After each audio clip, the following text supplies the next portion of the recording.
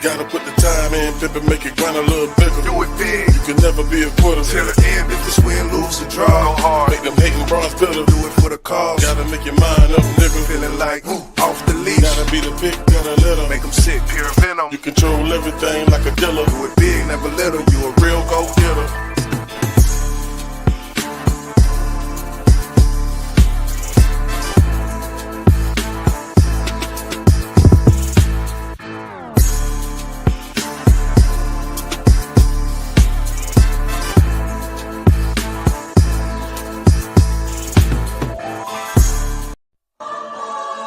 Siento aquí tu presencia, I feel your presence here. la noche de anoche, The night of last night. y nos ponemos a llorar. Face card 2. We stand alone, nigga. It's too much talking from these niggas that ain't doing shit. I try to keep the peace, but niggas about to ruin it. You ain't influence shit. Who you think you fooling, bitch? I'm the one that do the shit. I suggest you keep it moving, bitch. I don't got no time for foolishness. I'm on my Rick the ruler, bitch. Some say that I am rude as shit. I might make your bitch my newest bitch. She say she need a cooler. Another bitch will come and do the shit. You might think that that's ludicrous, but you tripping. I ain't new to this. Don't know who you fooling with. I came up with hooligans. If I had to rewind time, I would be a fool again. I'm stepping on 2 and 10. Bitches tell me you the man. With all that talking, if you bucking, nigga, do it then. Niggas be with that tough talk. I'ma hit a nigga where it hurt when I find out how much that slut costs. And I ain't even got a touch, dog. Back a nigga get brushed off. Your bitch got a big butt, dog. I'ma mug the bitch and then cut her off. Yeah, this fuck boy won't do shit. You gon' hear about him in a news clip. We laugh about it at Roof Chris. See, real niggas keep glued lips. Fuck boys won't move shit. So next time you better think about it. That big talk don't do shit. Yeah, a lot of talk, but ain't no basis to it. And in front of Pro Tools, the only time these guys really face the music. Yeah, and it's the sound of the gavel slamming. I'm feeling like LeBron. I know the rules, but I'm gon' travel, damn it. We the logo, we the pillars, fuck feelings. We the cornerstones on both sides of the building. 4 corners, people like they should've forewarned us. Fuck it, I ain't telegraphing punches. No precursors to the reemergence. All of my verses just be a snapshot of my frequent purges. We the ones that brought the cipher back. We did some shit that they ain't seen before. We put wings on a tiger's back. All facts brought emotion constant. And it's definitely not an act when you see me on some nonchalant shit. And when my back's against the wall, you won't see me fall. Win, lose, or draw. My elders told me to stand tall. What? Yeah. Ride out. Ride out. Face card 2.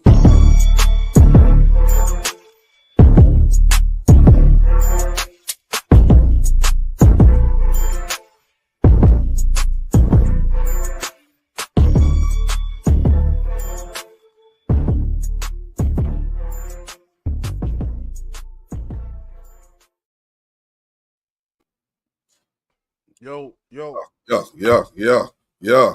Face card 2. Hardest mixtape out right now, man. Go cop that shit. You feel me? What happened, bro?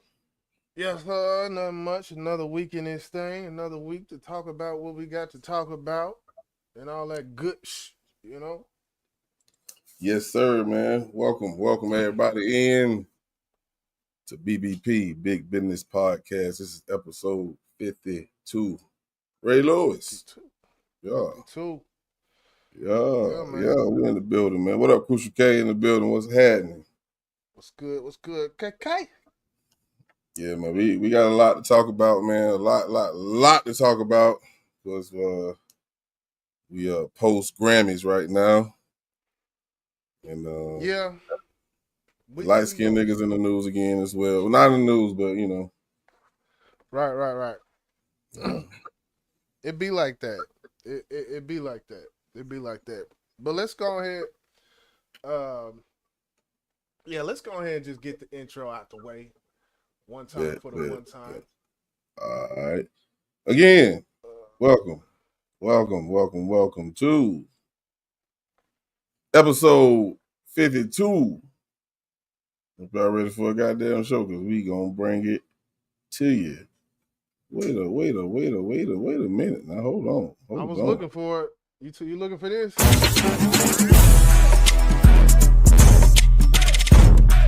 know I couldn't find that motherfucker.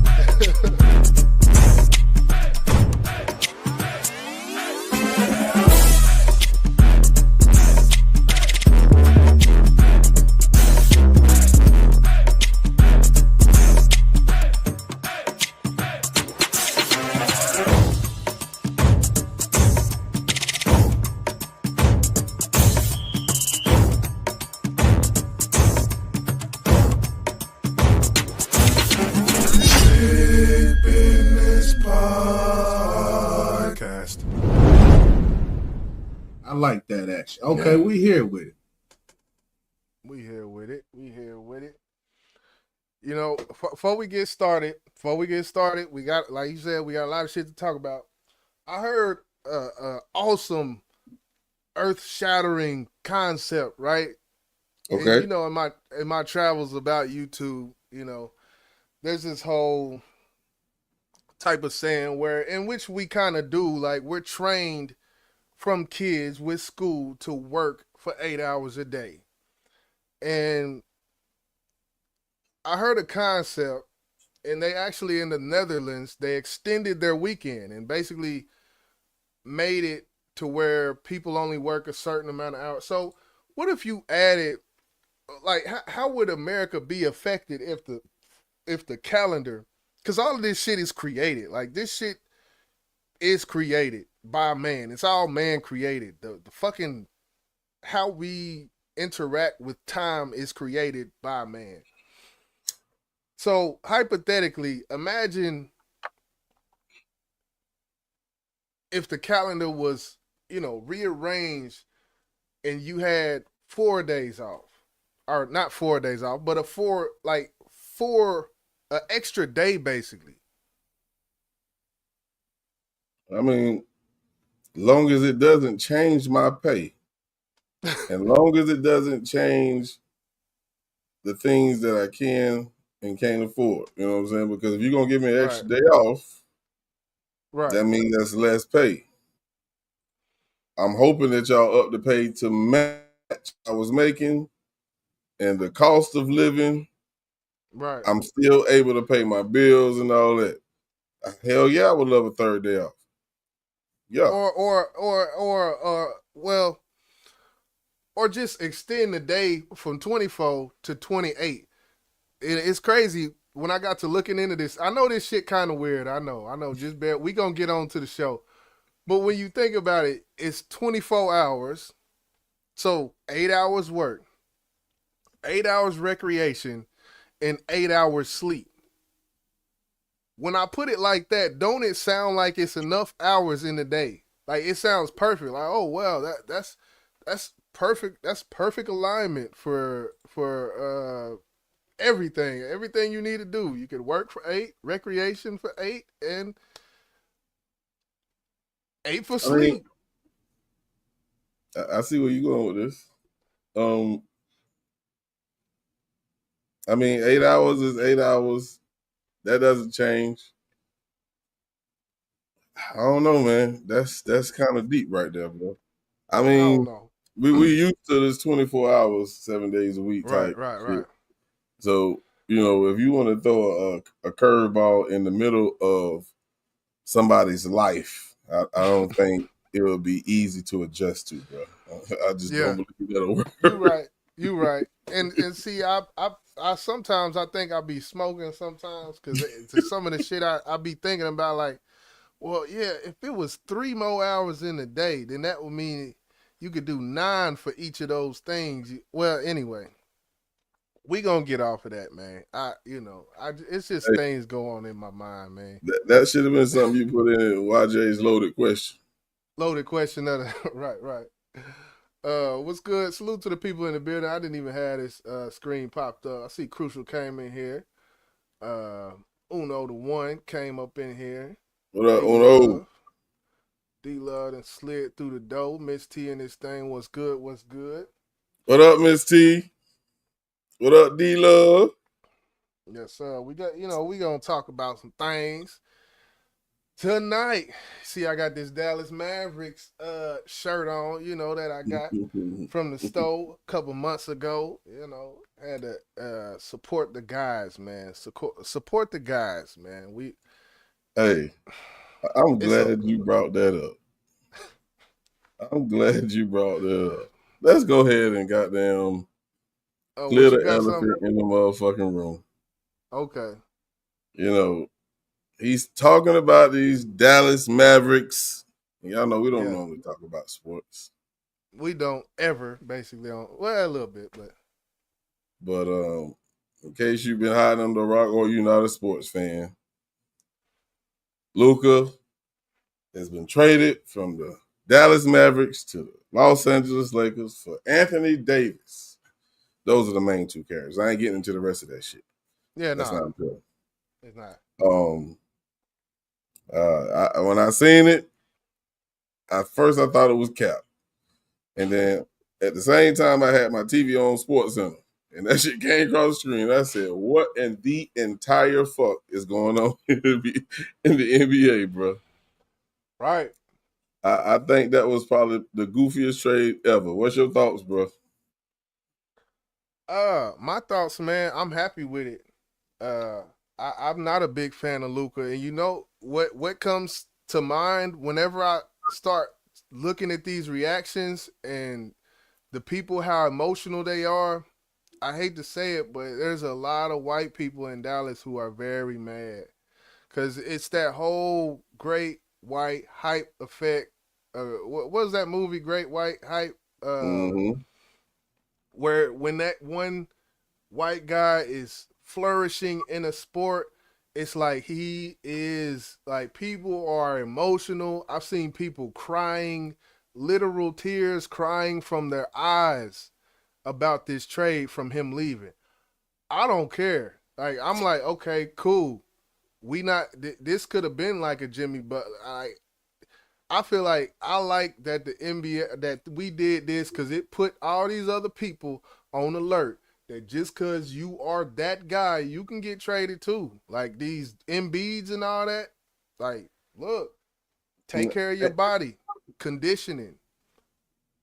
And you So know, I hear a lot of people saying that, analysts saying nobody's safe if Luka can be traded. No, that's what the fuck Dallas did. Because when you make that statement, not you, I'm just talking about all the analysts. When you make that type of statement, it's like they got together and made this something that they were oh going to yeah, start doing. You know what I'm saying? nah. So I know good and goddamn well Golden State ain't gonna trade Steph Curry. I know that's not gonna happen. You No. know, I don't think Boston's gonna trade Jason Tatum. That shit's not gonna happen. So I believe it was more to the story, and I believe, of course, like you just spoke, he's not in shape. They trying to change the culture, which man, you talked about that. We know Yeah. Luka don't play no motherfucking defense. Right. Luka, he gonna score. He gonna get you a few rebounds. 8, 9 rebounds. 8, 9 assists. But and the reason why I said it was a stupid trade, and I feel like Dallas won this. You got two ball dominant players in LA, and Luka and LeBron. I'm waiting to see how that's gonna work out. And guess what? They play tonight. They play them Clippers. So Well, one thing about it, LeBron is not Jordan. He's not. He will never be preach, Jordan's. preach, my So nigga. when you say that ball dominant, when you put that label on LeBron, it's not like putting that label on Jordan. I've seen LeBron be a facilitator. I've seen him play off the ball. LeBron is a chess piece in the game. I feel like he's gonna be able to. I feel like he's gonna be able to let Luka have that ball. Basically, it's his team, man. It's Luka team now. That's just how I feel. And that's a good point because I think Timothy Taylor in the building. He said LeBron it's not going to be able to handle being second fiddle to Luka. And I feel why you say that. LeBron, that's just like asking LeBron to come off the bench. It's not gonna fucking happen. You feel me? This is 37 or whatever he is, LeBron. LeBron 25 still feel LeBron. like he still feel like he's one of the greatest players in the NBA right now at his age. Right, as he should, but I think he's a veteran enough to know when this is your team. I'm the leader, but this is your team when that shit, when it's time, you got the ball type of thing. I think that's what he's gonna have to do to make this shit work. I feel you. But we'll I'm a fan see. of LeBron. I don't believe it. I don't believe it at all.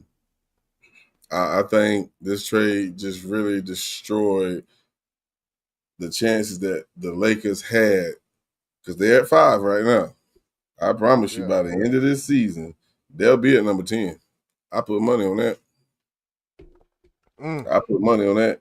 I really feel like Dallas and LA are going to trade places in the NBA Western Conference standings. Mark my fucking word. Speak that into existence, brother. We need that type of stuff going out into the atmosphere. But I ain't gonna. And I guess is there anything else as far as them? Because we could talk this all day. Tell you the truth, but I don't want it to go on too long. Now we ain't got to. Lakers, y'all better go get y'all a big man. That's all I'm gonna say. Yeah, facts.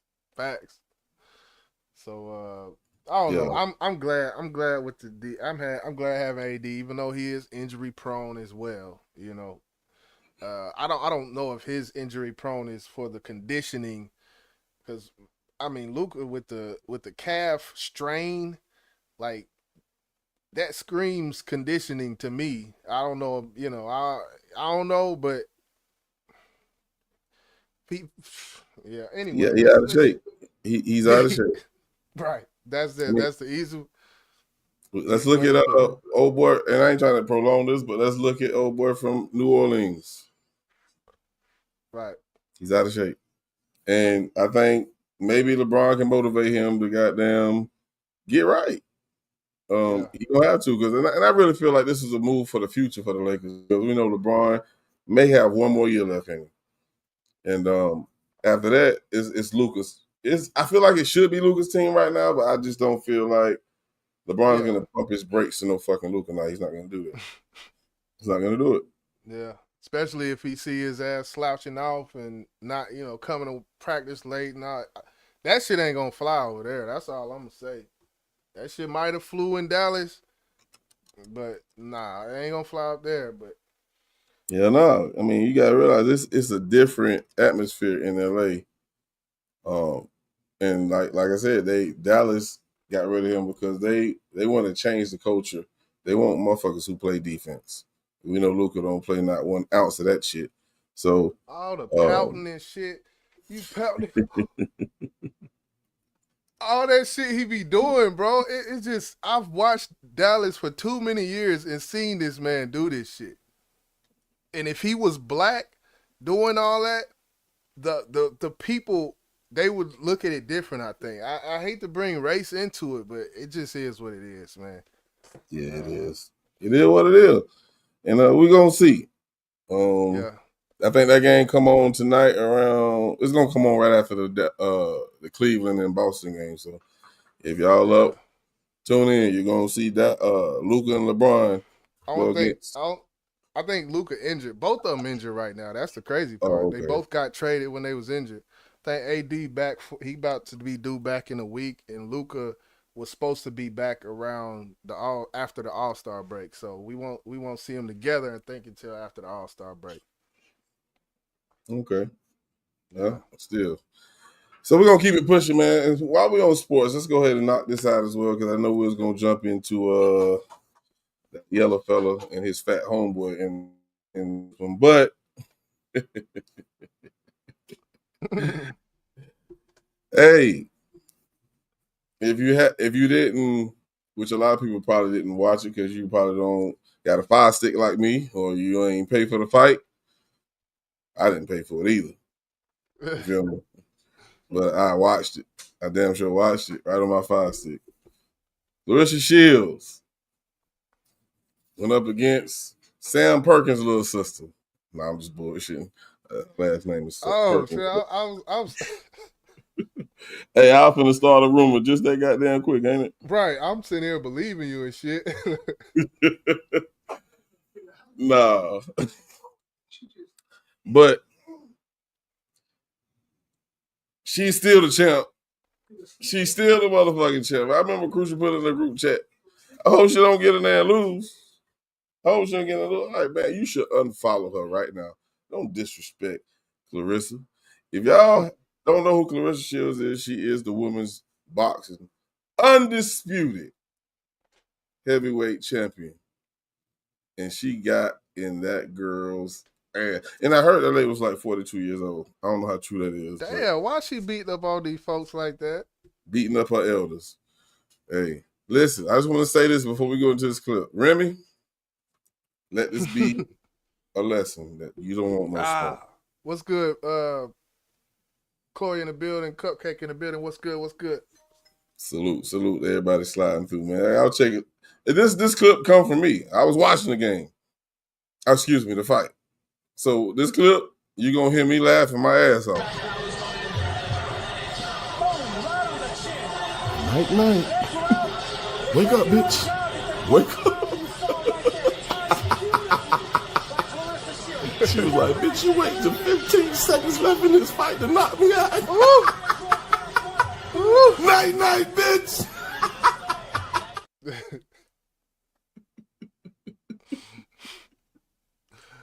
Y'all ain't catch it. Like, when the fight was actually live, I was like, Sticker. Like, she heard me. Like, old girl swung at her. Uh-oh. Hit her with that right hook. Lights out, man. So, big shout out to the champ is here. Boy, she got, boy, you see them lats? I can't even scroll. Let me see if I scroll down.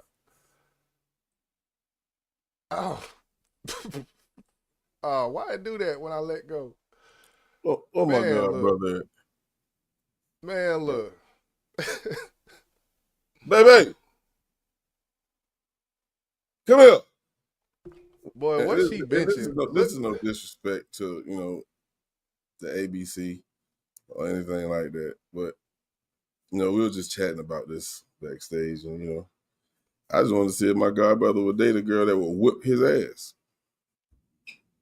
Bruh. You knocking off? You knocking off? You knocking off, bro? Better be on your best behavior. Man, look. Better be on your best behavior. Because if not, you might get, hey, all right, now, nigga, hey. I should have knocked your ass out, baby. Baby said, man, quit playing with me, bro. But, hey, besides that, Papoose was there, bro. I'm sure he was. He opened up, as she walked to the ring, he was spitting, he was rapping a couple of tracks, and I think what was one of them he did, I can't even remember. But a lot of people said that was real messy. What you think, Jizzle? Was she by walking her in? I mean, we know what's going on with them two, bro. Well, yeah, I know, but I mean that's his woman. I mean, what you not gonna walk in the world of public perception and walk your woman down that ring. Shoot, you stand with her, stand 10 toes with her. You gotta stand 20 toes with her, but you 2 feet, 10 toes. My nigga, we locked in. Right. What up, Chloe? Chloe said my daughter is in Atlanta. She's there for a fight.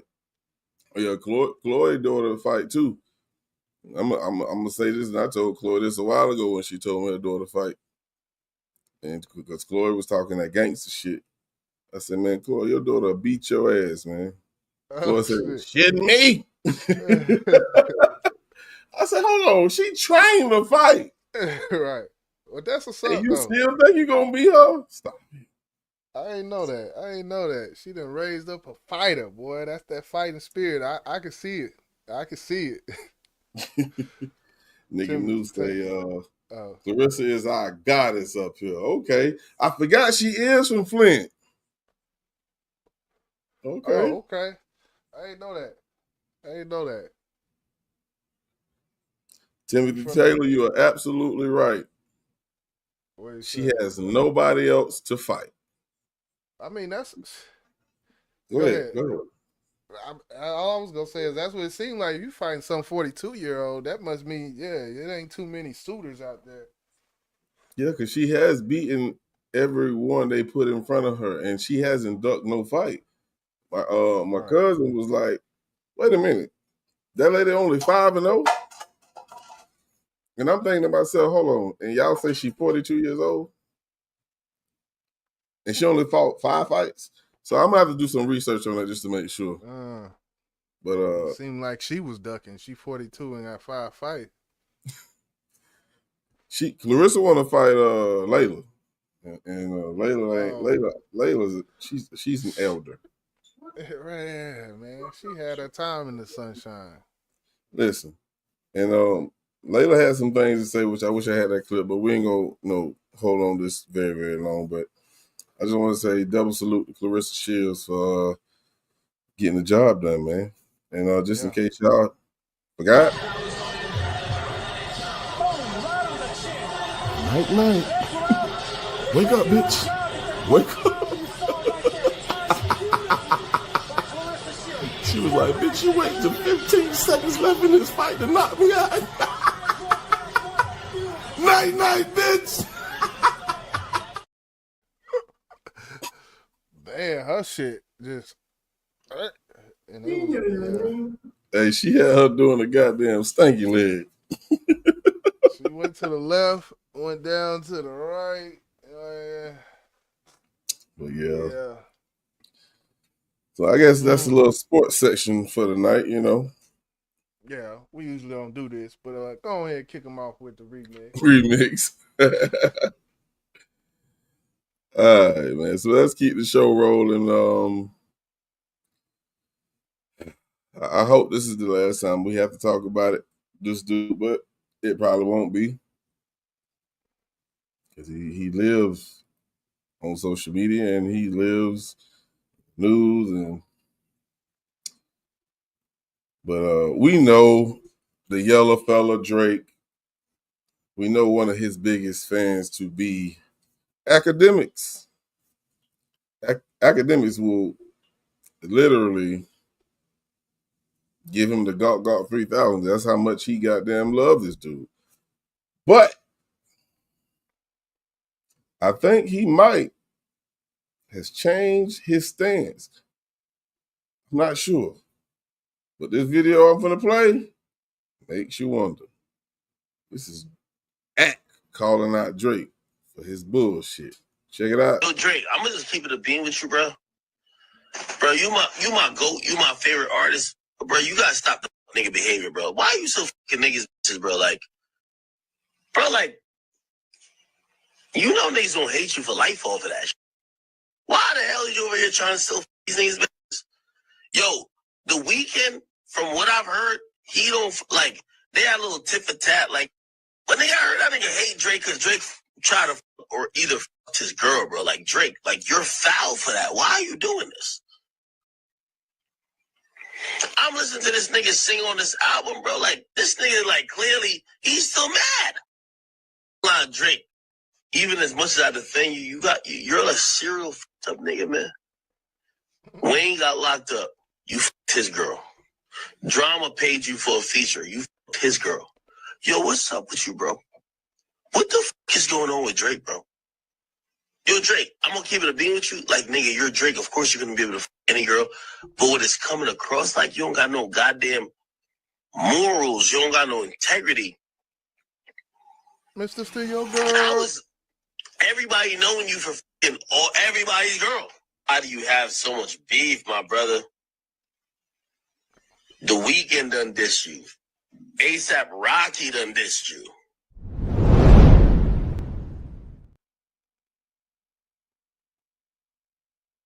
Yeah, man.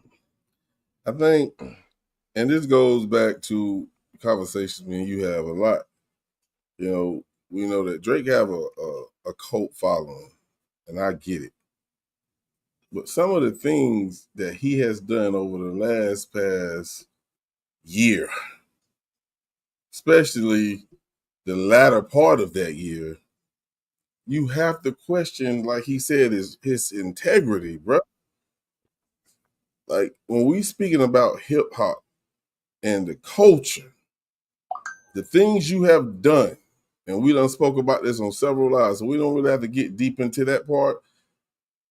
You have to understand the people that's following him, they gotta start questioning who this guy really is. Am I wrong for thinking that, Jizzle? I mean, you're not wrong for thinking that. Coming from academics, it's sounding like he's kind of saving face. As far as dudes like, trying to, liking to fuck on other dudes, women, and all that, I don't know. I do know it is a thing. It goes on, But as far as academics with it, like, yeah, I don't feel like he. I feel like he's still cool with Drake. It's just some shit. He trying to save face because everybody's saying that he's this do boy and whatnot. So Save yeah, face? You mean save his face? right. To make it look good, put it on thick for the public when it come down to it. I mean, yeah, I believe, yeah. I mean, I don't think he's gonna change on Drake because he said you still my GOAT. Right. But I believe that that's a warning because if Drake was to continue to do this foolish shit, and I know Drake probably don't give a shit if he lose act as a follower or a supporter. But I believe that being that act put this statement out there, if he sees it again, the people gonna wonder, are you still gonna fuck with this dude? And we gonna get into the Grammys later on, but what we heard there lets you know Drake your ass in trouble, bro. I'm gonna just leave it at that. I'm gonna just leave it at that because the Grammys was full of a bunch of A class artists, and I've never seen that many people say A minor. But that's another story. Timothy Shit, Taylor said, my bad. Once Drake smashed Serena and Jennifer Lopez, it boosted his confidence where no woman is off limits to him.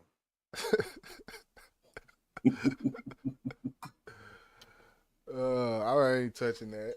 I ain't gonna do it. He said he ain't getting on it. He ain't getting on it.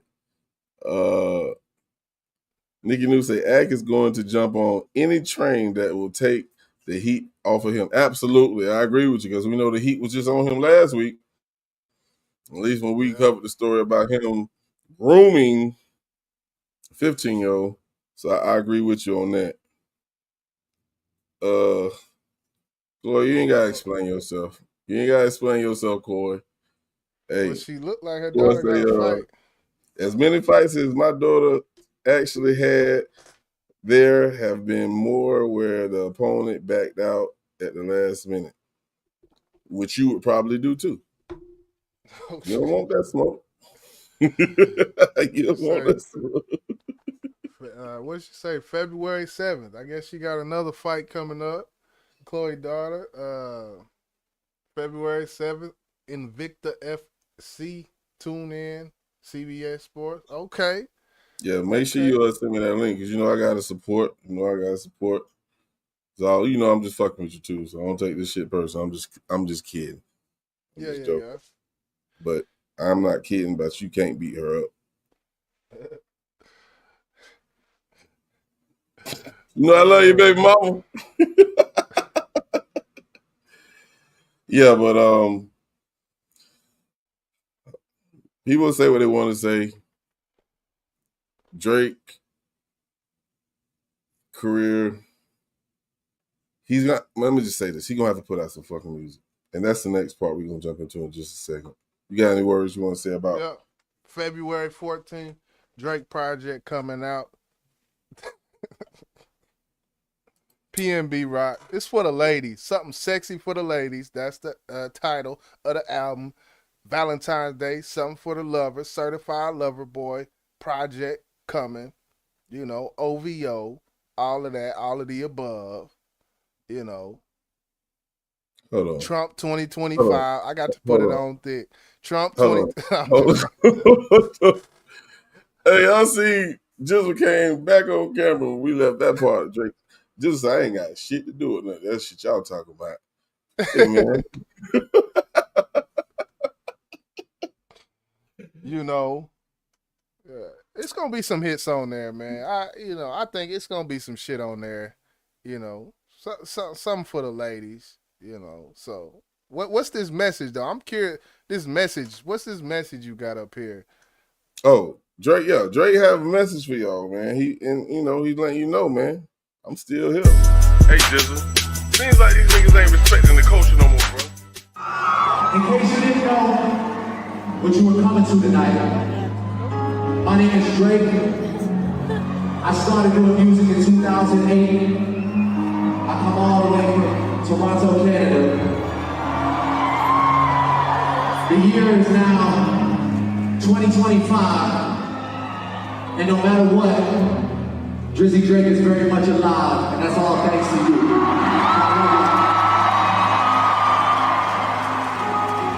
I want to thank you for the love tonight, Kurt. I want to promise you I will never wait this long to come back again. I swear to God, I love this place.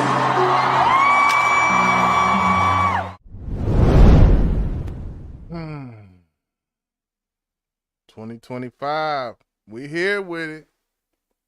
We here with it. There's been a lot of rumors. I don't think it's rumors, but they say Drake is having a hard time selling out shows right now, man. I don't believe it. You don't believe it, huh? I don't believe it. No. Okay. I mean, I've heard this from some credible sources. You know what I'm saying? I haven't done my background check on the information that was provided to me, but I only follow people who actually stand for something as a content creator.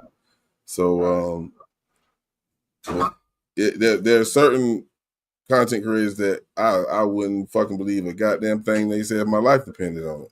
You know what I'm saying? So there are certain people that I do, and this particular one said, he actually is having a hard time selling out some of his shows. Makes sense to me though. That's just me. Well, we shall see. We shall see when it comes to that, boy. February 14th. I might have to do a review on that project. Something sexy for the ladies project. PNB Rock. Oh no, not what is it? PNB or is it what Party Next Door? I forget. Party Next Door, yeah. Yeah, PNB Rock. He's no longer okay. I got that wrong, but we shall see, man. We shall see. We shall see. I salute you, man. Hey, you stayed neutral throughout that whole segment. I salute you for that, bro. You know what? One thing I do salute Drake for, which we gonna get into later, for boycotting the Grammys years ago. Okay. I still don't fuck with him. I don't care about. We gonna get to that. I don't wanna blow my load right now. We gonna get to it. Salute Kendrick though, man. Salute Kendrick on his Grammy nominations from them folks that been doing us bad this whole time. I love you, my nigga. I love you, my nigga. We gonna keep the show rolling, man. Make sure I ain't missing nothing, man. I'll hit the chat real quick, man. Let me mute my mic because my god brother got it loud. Cupcake talking about me in the chat. She said, one alcoholic dude. Let me stop. Oh, shit. I be having too much fun sometimes up here. Ain't nothing wrong with it. Ain't nothing wrong with it. So I guess we're gonna keep the show rolling, man. And Oh, yeah. I see Feel good. I guess it's time for the feel good story of the night, huh? Yeah. All right, Feel so good. When this music come on, y'all got to do dances like this and shit. Y'all can't do them new dances. It feels good. Yeah, you got to do some old Brandy dances and shit. When it's the retro. We salute to the old school over here, man. Absolutely. So it's time for the feel good story of the night, man.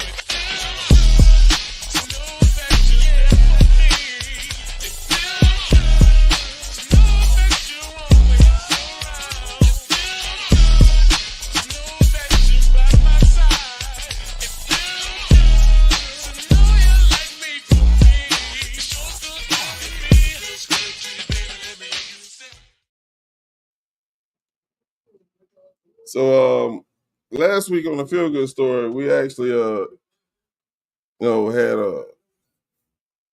a guy who actually was speaking life into another young fellow, and it touched me. And like I said, man, anytime I see this type of stuff, I am always gonna show love, on any platform that I have, because the youth really means something to me. You feel what I'm saying? I love the youth. I talk a lot of shit about, how much different they are than we are. You know what I'm saying?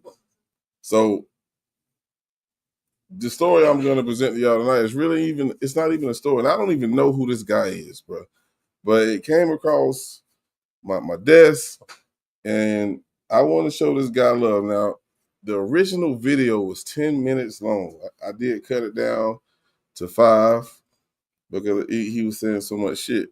So if you have a youngin that's in the house with you right now that, you want them to hear this, tell them listen up, man. If they're on the right path, cool. Don't worry about it.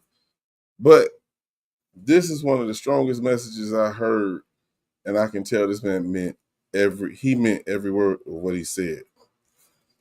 So y'all bear with me, because I'm gonna play all 5 minutes, because like I said, it was 10 minutes originally. So y'all check this out, man. This is tonight's feel good story. I love it, man. Check it out. Give a fuck? Yeah, you say you ain't got decent grades? What's your grade? I got A's and B's. Shout out to you, gang. Real talk. Fuck with me before you leave. You heard me? Yeah, fuck with me before you leave. Who ain't got decent grades though? Raise your hand for real. Everybody ain't got good grades, gang. You don't. Why you ain't got good grades? I'm always distracted. What's your distraction? Bro, it's not. I can't get distracted no more. Okay. Hey, bro, look, dig this. Let me chop it up with y'all, right? Dig this. I was y'all age, right? Some of y'all was just out there, some of y'all won't. But I was y'all age when they snatched me, right? I was 16 when I went to the penitentiary, right? I came home 37 last year, right? I did 21 years for putting in pain. Like real life putting in pain, though, not no cute shit, right? Grades fucked up, spitting on teachers. I'm going in, right? Because I ain't care.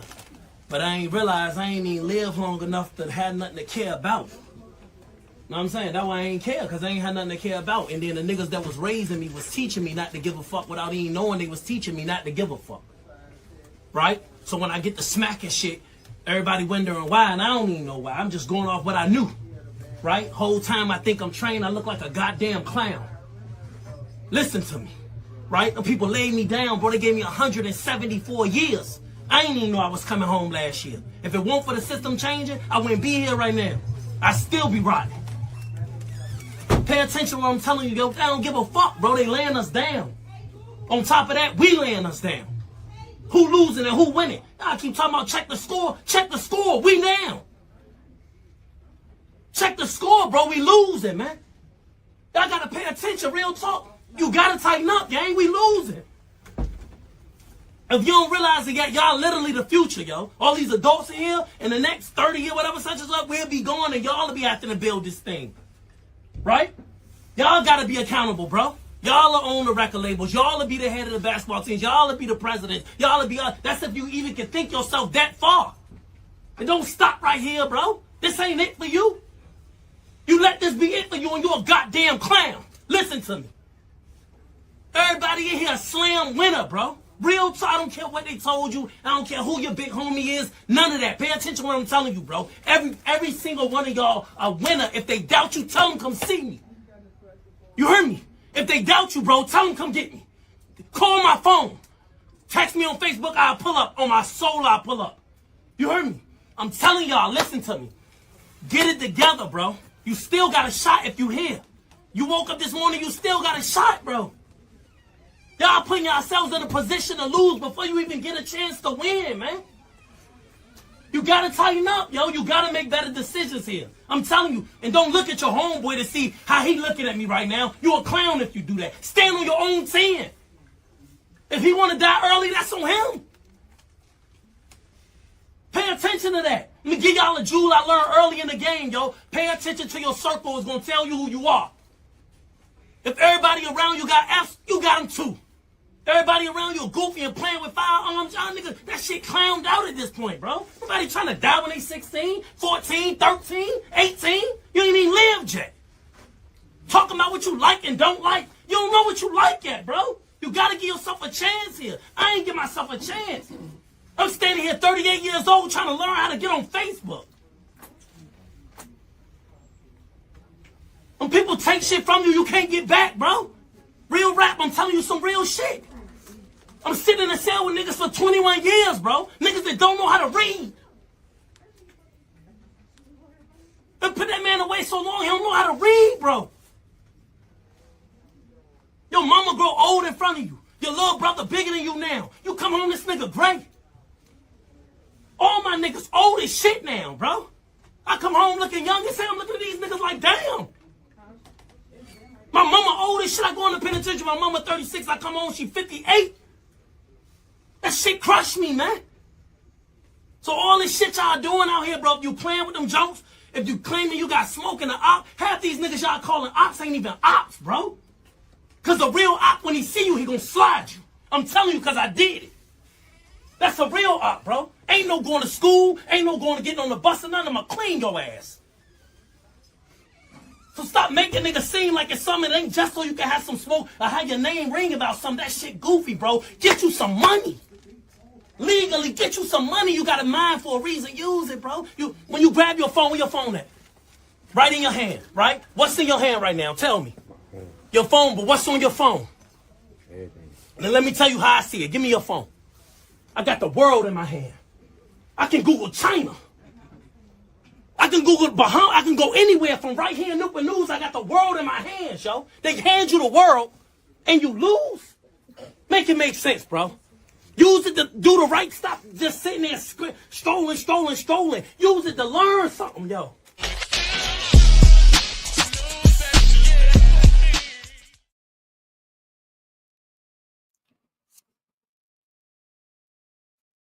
Man. That was very, very touching for me, because I know I'm one of the people who speak about the youth a lot. And the way I speak is harsh, but I was taught tough love. I was taught that. And sometimes you have to take different angles for different people.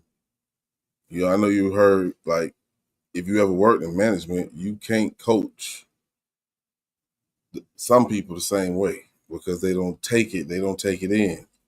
Right. Sometimes you have to deliver this message in a way that they can understand. And I believe that's what he did. That's the way I do it. I'm going to talk shit until you tired of me fucking talking shit. I come from a good place when I say anything because I want to see a change in the youth. Because I have a kid that's going to be a part of that. When I'm gone, I want her to be good. I don't want to have to depend on nobody else to have to teach her anything. But if so, that's cool. I'm not saying that's a bad thing. But Yeah. this dude, he didn't have to do none of that, what he did. This man spent, what he said, 21 years in prison. Yeah, something like that. We talk about the OGs who we say some are missing in the newer generation's lives. But there's more people doing this shit than we know. What's your thoughts, Jizzle? I mean, I think what stood out to me, it was a lot that stood out to me. But speaking of when he was talking about his story, when he said, I didn't care because I ain't had nothing to care about. I feel like that's a lot. That's a mouthful right there. Just that one sentence alone. I didn't care because I didn't have nothing to care about. And I think that's kind of what's going on when we look at the youth or whatnot. And of course, there's the ones who, yeah, they do, and they just choose to do shit, choose to be with the rah rah shit. Got a loving mother, loving uncles, loving cousin, got some semblance of family, and just choose to do it. But for the ones who don't have certain mentors and things like that in place, it's sad to see. Uh, when it comes to the grades, I understand when they say, like how we started off, what's your grade? Who got bad grades? Mm-hmm. And to me, that's less, because I had bad grades. Well, I wouldn't say bad. I had C's, but in my specific case, my bad grades didn't have nothing to do with me being off doing some fuck shit. It was just because the effort was there, and I was high than a motherfucker the whole time, smoking weed, and but to have something to care about, or to know, or to have the knowledge that you should care about something, I feel like that's powerful. Like, Yeah. And just to piggyback off of what you said, education, and we hear this a lot. They say school, they say college is not for everybody. And for a minute, I was like, what? But that holds some truth to it. But at the same time, when he was speaking about how long people been sitting in prison to the point where they can't read, that's important. oh yeah, Everything that you're being taught in school, and we can go straight to math. The what's pi? When you start putting letters and all this shit in equations and shit. Let's be real. right. Let's keep it a buck. Now, how many people use that shit today? If I have to say it, it might go over to a scientist or some shit like that. But if that's not what the fuck you trying to be, I get it. Why do I need to learn what's AB divided by C plus 1 divided by this? What the fuck I need to know that for? I get it. But I made good grades. You know what I'm saying? I had a 3.2 GPA in high school. But a lot of the shit I learned, I'm not using that shit today. So I get where you was coming from when we was talking about the education aspect of it. Yeah. But when it comes to reality, that has to start at the home. They're not going to teach you about reality at school. So that's just not going to happen.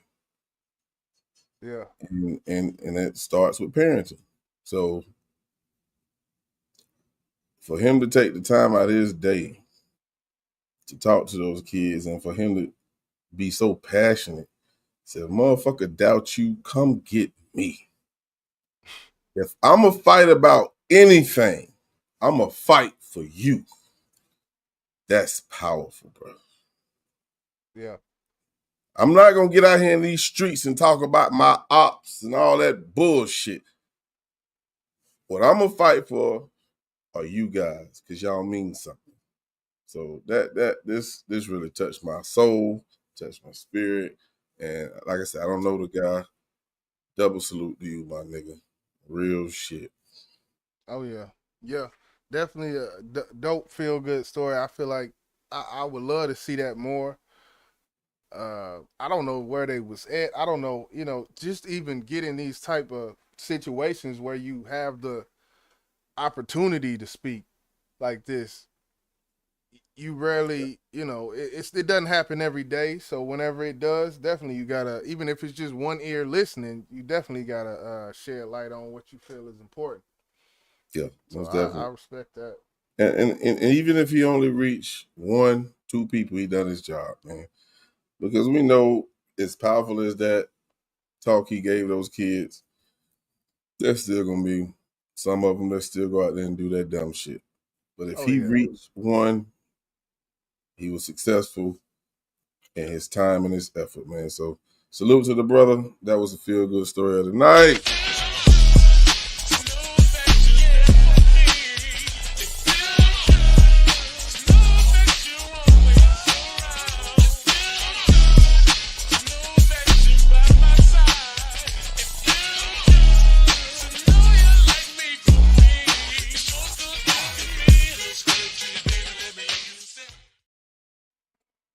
All right.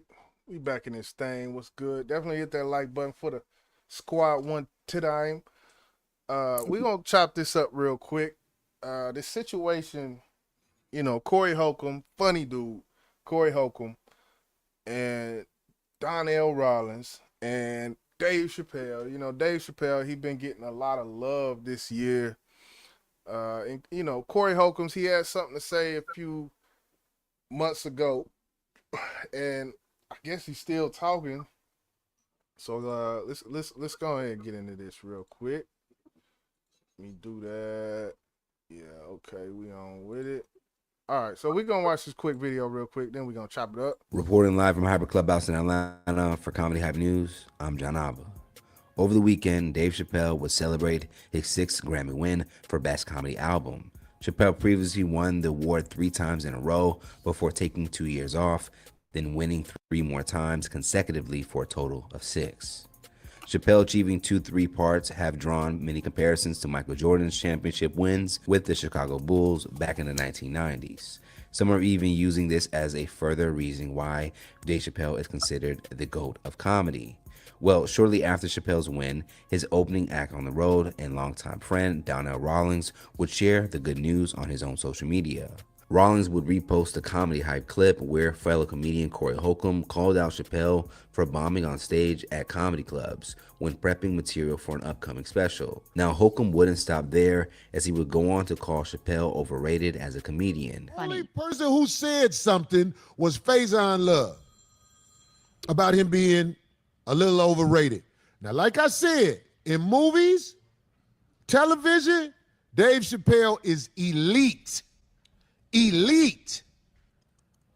But if you go watch Dave Chappelle do stand-up, it was an old man at the Improv just stood up while Dave Chappelle was on stage. He said, Dave, are you going to crack some jokes? I watch Dave Chappelle finna go up. I'll be like, well, shit, let me get the fuck out of here. Because he is not about to deliver. He's about to talk to the crowd like the big homie. You know how the big homie be talking and don't nobody say nothing? Everybody just be like, yeah, right. Yup. Then As a response to Holcomb's comments, Rawlings took to never mind. Let me just keep going. I was going social media with the caption, "Sometimes you gotta pop out and show a nigga. Congrats to my brother Dave Chappelle's 6th Grammy win. # mild Grammy." Well, now fans were split on Holcomb's opinion of Chappelle, as many would disagree with Holcomb, calling him a hater. Now, despite this, some would agree with Holcomb's claims of Chappelle being an overrated comedian. Some even shared their experience attending a Dave Chappelle show where they said he didn't generate as many laughs as expected. One user on social media would respond to the resurfaced clip of Holcomb criticizing Chappelle.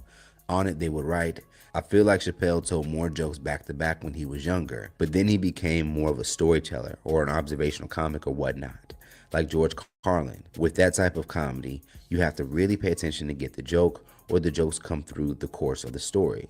Sometimes telling jokes back to back can come off as trying too hard, like with Kevin Hart." One more online user.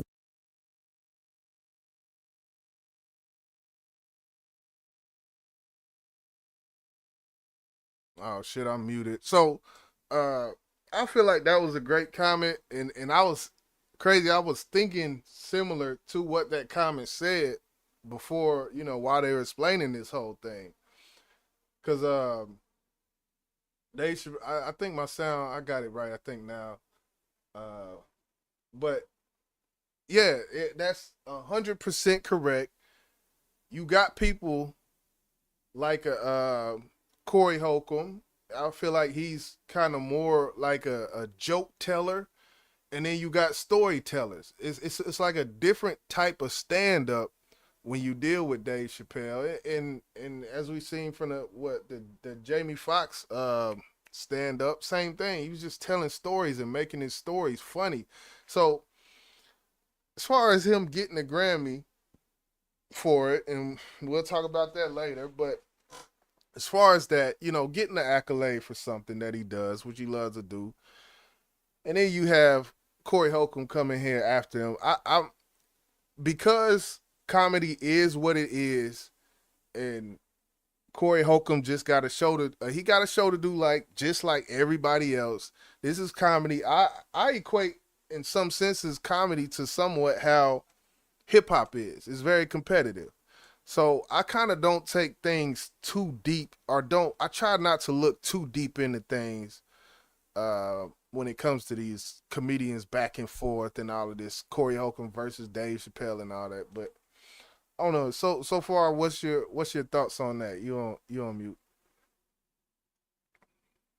Have we ever heard Dave Chappelle get in an interview or anywhere and speak on another comedian? If you have, I haven't. One thing about this whole situation is when you hear the word or you read across the screen, Corey Holcomb hates on Dave Chappelle. That's what the fuck it is. That's what it is, because you're being interviewed, and I don't know what the interview was supposed to be about. I don't know if they're interviewing you about your career, what you got coming up later on, any of that. I don't know. But I'm pretty goddamn sure they didn't say, "We want you to come up here and talk about Dave Chappelle." So once you decide to open your fucking mouth, Corey Holcomb, and speak on another man, and y'all actually are doing the same thing in y'all career, you look like a fucking hater. I get it, Jizzle. Comedy is competitive just like hip hop. I get it. You feel what I'm saying? But when someone never said anything about you and you just come off the blue and just start speaking about them and what they're doing and their stand-ups, you look like a fucking lame, bro. And I stand on that. Yeah. Especially when it comes off the heels of him getting an accolade. Like it came right after, in which 11 months ago, like I said, Corey was on the same shit. But I don't know. So what you're saying basically is comes off as hate instead of a critique, because he did kind of go into a critique that was a little more detailed than just, oh, that's a fuck boy, oh, that boy, he ain't shit. He kind of gave, and I respect him for that. I guess just because he didn't have to do it. He could have just, Corey Holcomb, how he talked, man. So you think it came off more as hate than a critique? Yeah. It would come off acceptable if we were to do that, because we have no fight in the yard at all, because we're not comedians. We're giving our opinions on other comedians, and it just wouldn't be about Dave Chappelle. He's a comedian. You know what I'm saying? Everybody has an opinion. I get it. You know, Yeah. and I don't know if the question came to him and that's why that came up. But I swear, if it didn't and he's just started talking, you a sucker, bro. You a Well, sucker. I would Now, say more than that. go ahead. I was just gonna say that was off the 5150 show, that clip that we seen. So I don't know the exact context, but I know on that show they talk about shit. They talk about the Grammys and things, and he more than likely, I say 80% chance he just Corey Holcomb just wanted to talk shit because that's Corey Holcomb, you know. Right. And the reason why I said that is because you think about Dame Dash, and people say, "Why the fuck you always talking about Jay-Z?" Because every time I go on an interview, somebody asks me about him. You feel what I'm saying? That's totally fucking different. But if I'm up here on the interview and they say, "So, what's your next show?" Yeah, man, I got a show coming up in Cali. You know what I'm saying? Same place that fuck nigga got. You know, come on, bro. Come on, bro. You talking about tearing down people? I say this all the time. Blacks will tear down their own folks at the fucking drop of a goddamn dime. And I'm tired of seeing that type of shit, man. You know, we see it with Cat Williams, how he calls out so many people. Like, oh man, Cat boy, I don't like it. I'm sorry, I did not like that shit, man. Because, and again, like I don't know what caused him to start talking about Dave Chappelle. Dave Chappelle is one of the GOATs, man. And I get and I understand the critique he gave. Yeah. I get one of the critiques he gave when he's talking about him telling these jokes, and it comes in a story fashion. When you tell him the story, it takes time to get to the laugh. Right. But when you're telling jokes back to back, like you said, Kevin Hart, well, I like Kevin Hart. They said it seems like you're trying too hard. I don't know, man. Yeah, and that's kind of like just with a rapper. Like you got a storyteller, then you got someone who gonna punchline. You know, it's a punchline and a joke, and the storytelling and that's why I be comparing the two kind of. But yeah, I don't like seeing it, but I think just because the realm that they're in, I kind of give Corey a pass, and just because he is funny, the dude is he's funny as hell. Corey Holcomb, I feel like, but when you talk about levels, you know, I say it's levels to this. Like when I say there's levels to comedy, and I do feel like when I do feel like Dave Chappelle definitely is on that. He's on that top tier when it comes to comedians. It don't matter movie, stand up, TV. You could talk about Eddie Murphy. You could talk about, but when you really break the shit down, man, Dave Chappelle done did that shit on every level and got people to laugh on a high clip. You know, so. So yeah, let's go to the comments because I believe we got some comments. Oh yeah. D Love say I agree, boss man. It's hating. Welcome back, Uno. Dickie New say that the Chappelle show was totally brilliant. It was universally loved. That's facts. The love of the people matters greatly. Big facts. D Love say, why is Corey so angry? She said, right, or if he spoke on what he respected about him first, it wouldn't be hating. Exactly. That sandwich effect. And we talked about that last night. Yeah. Nikki New say Dave is also an incredibly likable man. People just love to see him. Dave appeal is multifaceted.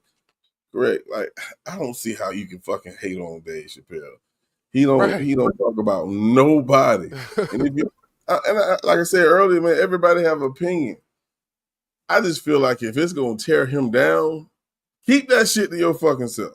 Leave that to podcasters. Or I know they don't got no comedian analysts. Maybe they do. I don't know. I've never met them. But another comedian speaking on a comedian, that's gonna always come across as hating, man. And I don't like that shit, bro. Well, Uno say right, what Jay? He was just driving views, and that guy could be the truth. Yeah, I think it is because, you know, he got his show to do. Like I said, 5150 show, which is grown majorly. When they started that show, he was doing it from a storage unit. Like that, and now that you see they got the studio, they doing it like Cameron and them, they got a whole studio just to do that shit. So just imagine if somebody came out, nigga, you doing a fucking podcast in the storage unit, nigga. You're lying. He'd be like, man, you hating. We'll say Dame be hating too. I don't know, bro. I can't speak on it because I hear a lot of things that Dame say about Jay-Z, but the reason why the conversation starts is because the interviewer asks the goddamn question. So I don't know, man. And I think before he even go, they tell him like, look, we gonna ask you this and this. Okay, cool. Send that bread through, and I, Yeah, D-Lo said Ali Sadiq does similar to Dave. Ali Sadiq is a great fucking comedian and very underrated. I don't know if y'all know who he is, but type in his name and watch his stand. He tells nothing but stories, and they come together so great, and he will have you fucking laughing, man, for real. Yeah. His work ethic is incredible. That's one thing about Ali Sadiq. You will not go more than 3 or 4 months with a new hour of material, a fresh new hour of comedic material. He will present every 2, 3, 4 months, Yeah, I agree 100. Timothy Taylor said, Corey from Chicago, we don't bite our tongues here at all. I mean, I'm not asking nobody to bite their tongues, but you still look like a hater. Fuck it. I'm gonna say it. You still gonna look like a hater. And some things are better left unsaid because I speak about this all the time. Unless you don't give a fuck about your piece, say what you want to say, but expect the backlash to hit you right in your fucking mouth. And when you tired of motherfuckers fucking with you about what you said, and you think back like I really didn't have to fucking say that shit. Swallow it. I hope you fucking choke because you didn't have to say that shit. And that's nothing too direct to what you, Timothy. But I'm being real, man. Like shit's crazy to me, bro. Shit's crazy. Yeah, we're gonna keep the show rolling. Yeah, let's keep it rolling. Let's keep it rolling one time for the one time. Definitely hit that like button. BBP episode 52 in this thing. He said, I would say I would agree with that statement, Timothy Taylor. I would agree with that. Yeah. So what we got up on the docket next? Well, we got to get this out the way. This Grammy discussion one time for the one time. We seen a lot of things. It's a lot of things that happened in the Grammys in 2025. And this conversation, we're going to try to not go super long because we still have meat and potatoes. But I had to pull out some strings to make sure this live actually happened because Jizz was like, man, you know how I feel about them motherfucking Grammys, right? Right. And I respect it. And he has a valid reason on why he feel that way because I can understand it. And we're going to get into that. You going to hear him say some slick shit. I know it. I know it's coming. But off top, man, this is the Grammy discussion. And I'm going to go ahead and kick it off first. Yeah. I'm going to start off with the win that Chris Brown got. Oh, yeah. That was huge to me, man, because we all know Chris Brown has been blackballed in R&B and in the hip-hop, whatever you want to say, because he rapped too. Ever since the situation with Rihanna. We know that. And I got so much respect for that light skin. He's one of the light skinned brothers that I do respect. Because regardless of what people thought about him, he kept going, man. And he dropped that album, what it was, 11 or whatever it was called. Goodness, he dropped, man. I don't even be knowing when he be dropping, but he does, and he might drop 40 songs on one project. That's like that man. I listened to what is it? About a month ago. I listened to that one project with the purple cup. I swear it was 30 something songs on that project, and it was Yeah. good music. It was like I'm sitting there like, oh damn, who is doing this? Who in R&B is doing? You Usher. Come on now. That Usher and Chris Brown thing, and I know Usher music, you can say is more powerful than, Chris Brown, and he got more. Man, look. Do a Hey, Chris Brown versus Usher versus battle and see. well, I ain't gonna go there with you right now. Not right now. Cause that's a conversation like LeBron versus Jordan. Yeah. And you bought Borton, whatever they call it, shit, bought a little bit too, man. Yeah, I see this shit popping up. But again, Breezy, he's a dope R&B artist, and regardless of what people think about him, regardless of what the industry tried to do to him, I have to say, just like you see on the bottom of the screen, he defeated the blackball. How many people you ever seen blackballed from entertainment, the music industry, come back and win a fucking Grammy? Yeah. It don't happen. He stayed the course, man. He stayed the course, and he didn't have any bad things to say about what was being done to him. He stayed the course. Yeah, and he came out on top. Go ahead, bro. It'll turn you cold. Like, it'll turn you, like, you will get scorned by the shit. And he didn't let that shit scorn him type of thing. Like, and just crash out when the shit was happening. Well, fuck everybody. I don't give a fuck. He didn't do that. And so, you see now, hey, you got it. Even though it probably should have happened before he was even 20. Yeah. But he got it now. And so let me ask you this, Jizzle. If he was never blackballed, how many Grammys do you think he would have won by now? Because I think this is his second one, right? I thought this was his first one.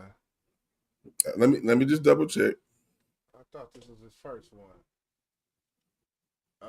But when it comes, I'll say this. While you looking that up, I'll say this: if it's in the pop category, there's a certain time where nobody won but Taylor Swift in that pop category. So, R&B, album of the year or something like that. Oh, first win in 12. Okay, so yeah, Uno said, yeah, first win in 12 years. This is his second one. Second one, yeah. That's what I thought, yeah. Okay. I was thinking that this was his first one, which that would have been super crazy. But that's when we dealing with these Grammys, man. These accolades, man, these things are created, man. I like, if you put it like this, if you can go to fucking Germany and pack out a stadium that's made for soccer, if you can go to a Brazil and pack out a stadium that's made for soccer, why do you care what the Grammys say? I get it. Those soccer stadiums, they're not NBA stadiums. These stadiums are built for WrestleMania type. Well, WrestleMania back in the day. I don't know what they do now, but Rumble in the Jungle, you hear about these huge Coliseum type stadiums are built for 100,000+ people in them. You talking now. You talking. So my thing is, I don't understand the stock, I guess, and you see it in the title. What does a Grammy really mean? Like, what does it truly mean to win one of these little things? what is it? What does it truly mean? And I guess that would be a question I would ask to you, boss, because I got my answer, but I'm gonna let you have the floor. Uh, let me just put this. Nah, hold on. I'll come back to that. So when we talk about awards, it's totally different from sports awards because when you talk about winning MVP, Defensive Player of the Year, Offensive Player of the Year, Right. Sixth Man of the Year, Mm-hmm. and then you can go into all first team, all defense, first team, NBA, whatever. It's all up under one umbrella, right? Which is the NBA, or if we go to NFL. Right. We talk about hip hop. We're talking about the Grammys. We're talking about the BET Awards, which should be, in my opinion, the most prestigious award Right. that an artist should get. Right. Where does hip hop come from? Regardless of what goddamn Fat Joe told y'all. Where does hip hop come from? Right. You feel me? So, and then you have the MTV Awards and things like that. And there's other, iHeart Awards and all that type of shit. Mm-hmm. So there's several different umbrellas. But for some reason, that gold fucking trophy that they win, for some reason, it means more than any other umbrella of awards that you can win. Who created that? Who made the Grammys the most prestigious award that you can win in music? We didn't, but we did. Think about it. Think about it. Jay-Z, Man. Beyonce, even when the BET Awards was hot, they stopped showing up. But guess where they were showing up at? The They're gonna fucking be Grammys. they're gonna be out there. As we seen yesterday, Kendrick Lamar went up there with his broom on and his witch hat. The boogeyman came up there and snatched everything up. Everything in sight. Snatch. Except for Doechii. Doechii came off with one. Best rap album is what she got. Or what did Doechii get? Yeah, you're right. She won Yeah. Best Rap Album, and she was the third female to do it.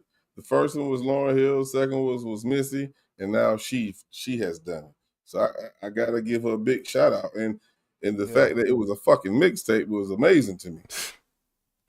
Because I didn't know you Yeah. could fucking submit a mixtape as an album. Right. And we seen J. Cole get his nomination for Might Delete Later, which was a mixtape. He was warming his ink pen up, and he got a nod for that. He got a Grammy nod for that, so salute to him as well. Ms. T say, Jay-Z made a speech. His wife has never won an album of the year. Boom, she won Best Country Album of the Year. Hey, Miss T, I ain't gonna sit here and flex with you, baby. I said the same shit.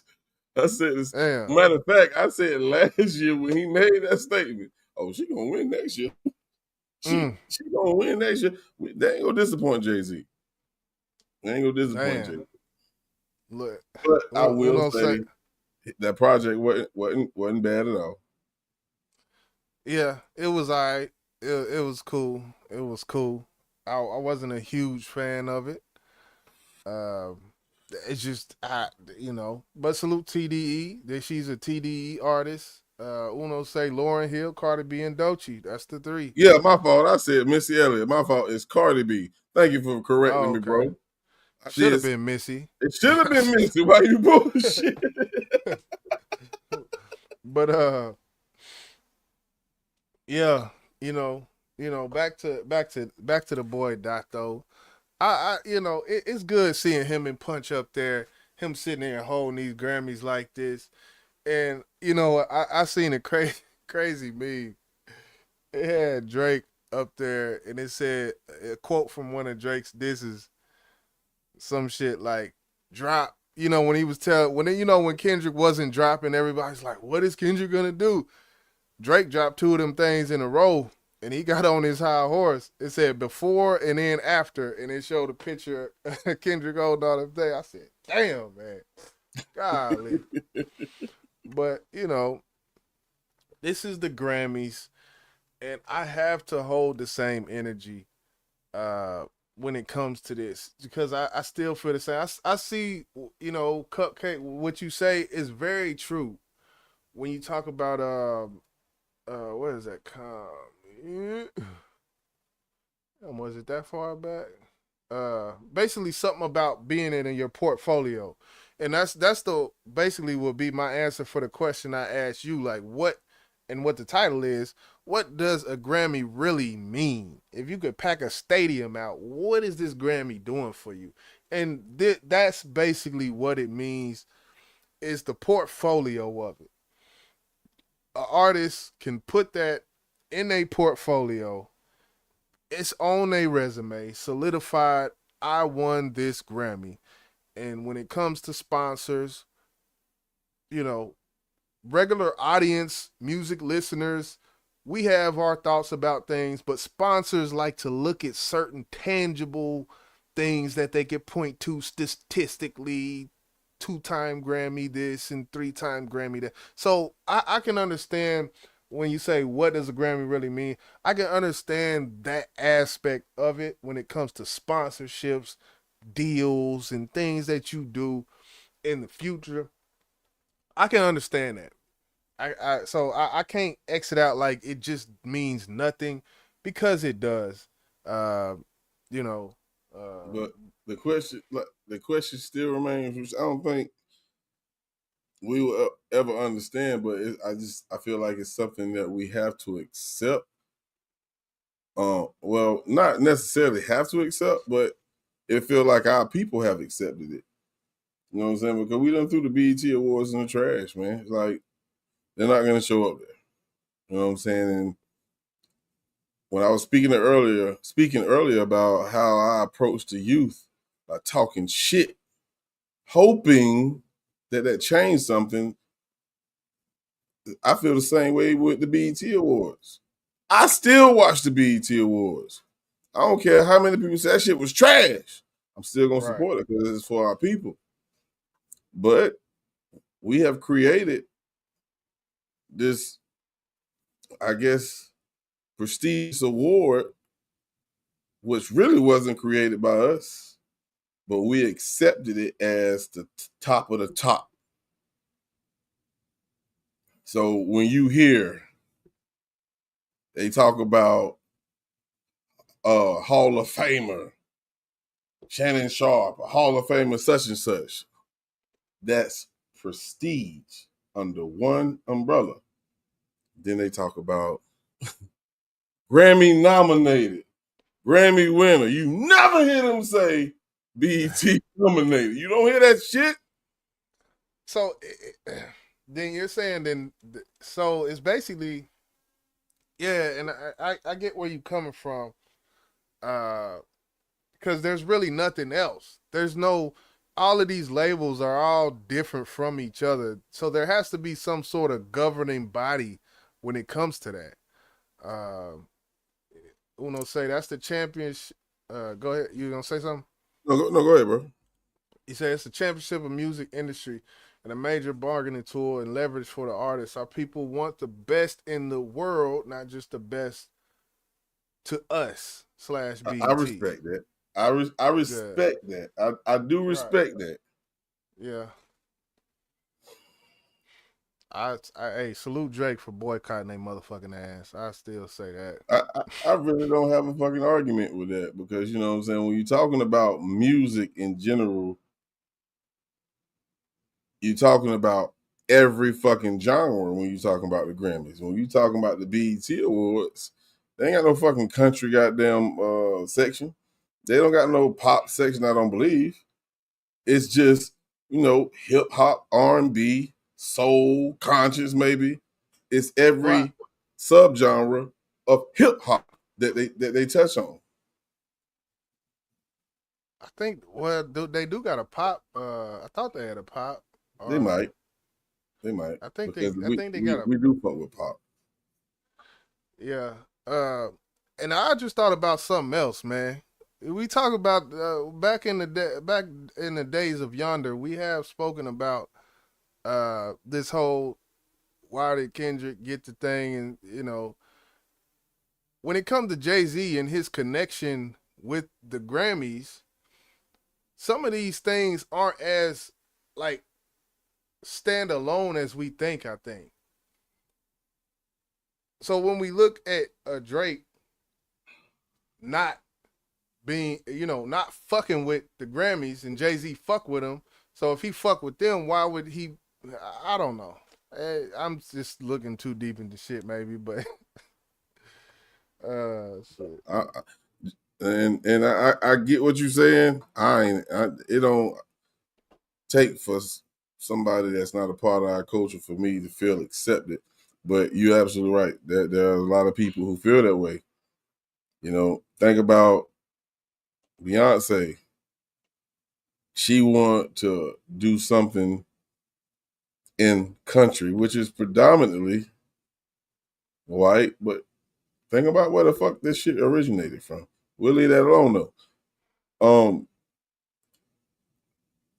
I don't know. We can go either way with it because you made a real valid point about wanting to be the best of being the best of best, and that's an award show that covers every genre of music, not just the black genre. So I get what you're saying, but I still don't feel like we should have threw fucking BET Awards in the trash like we did. I ain't gonna say we because I didn't. I still watch that shit. Did they throw it themselves by selling it? I don't know. Yeah, you got a point. I know. I did see Billie Eilish up there crying when Kendrick won that shit. I'm like, is she crying because he won the shit and she's happy for him, or is she crying because she didn't get it instead of him? She had Billie Eilish had tears in her eyes. I seen that clip. I said, damn. She's sitting up there crying like, oof. But before we get to the meat and potatoes, we got a situation that happened at the Grammys that make you think, are you wanted here? Are you really wanted here? Of course, you have to say yeah because they wouldn't have created those categories, right? Yeah. But then, I don't know if this is the right video because I got these goddamn shades on, but I'm gonna take a chance. I think this is it right here. Nope, that is not it. Hold on, not it. It was a situation that happened backstage, and I thought I had it up here. Yeah, I do. I got it. And I think everybody is familiar with this situation. And when you see this type of shit happens, you have to question the motive. Yes, I think it's interesting. Chapel. Chapel. You guys want to do that? Go do that. So sorry, baby. I'm so sorry. Hello. How's it going, Chapel? Hello. Good. How are you? Oh my gosh. Now that was Babyface being interviewed. I think that was by Associated Press, whatever they name is. Play it again. Say what? Say play it again. Play it again? All right. Yes, I think it's interesting. Chapel. Chapel. You guys want to do that? Go do that. So sorry, baby. I'm so sorry. Hello. How's it going, Chapel? Hello. Good. How are you? Oh my gosh. We talking about a legend, people. Legendary Babyface. I don't know who the fuck Chapel is. I know she ain't legendary like Babyface. I can tell you that much. And Now they did give an apology, and I don't have the video. I wish I would have downloaded it, but fuck it, I don't really give a fuck about that apology because it didn't mean shit to me. But in that apology, oh, I'm a big fan of Babyface. Shut your ass up. You ain't even old enough to know even anything about Babyface. I ain't buying that shit. You can keep that shit. I think they made you apologize because it's gonna make you guys look bad as a company. Which, yeah, it's too late. But going back to the Grammys and what it really means is a lot of people boycott shit like that, like Drake has. And several other artists may have done. Weeknd actually boycotted it because of, them not giving back or being transparent about the things that they do for the community. And I guess his voice was heard because they started giving back to the community and to a lot of these what's the word I'm looking for? Companies that, they're trying to help. The word just went way left, right somewhere. I'm gonna find it eventually, but they allowed him to perform. You talking about the Cali fires, like how they was doing? Yeah, like, stuff like that, giving back. Yeah. So I think that was a good look because they actually spoke about it prior to his performance. You know what I'm saying? They said, "Hey, yeah, the Weeknd boycotted us." And at first, I was waiting to hear boos and all kind of shit. And then it was like, "We heard you," and they started showing the things that they're doing for the community. And then the next thing you know, Weeknd is up there performing. So salute to the Weeknd for making his voice heard.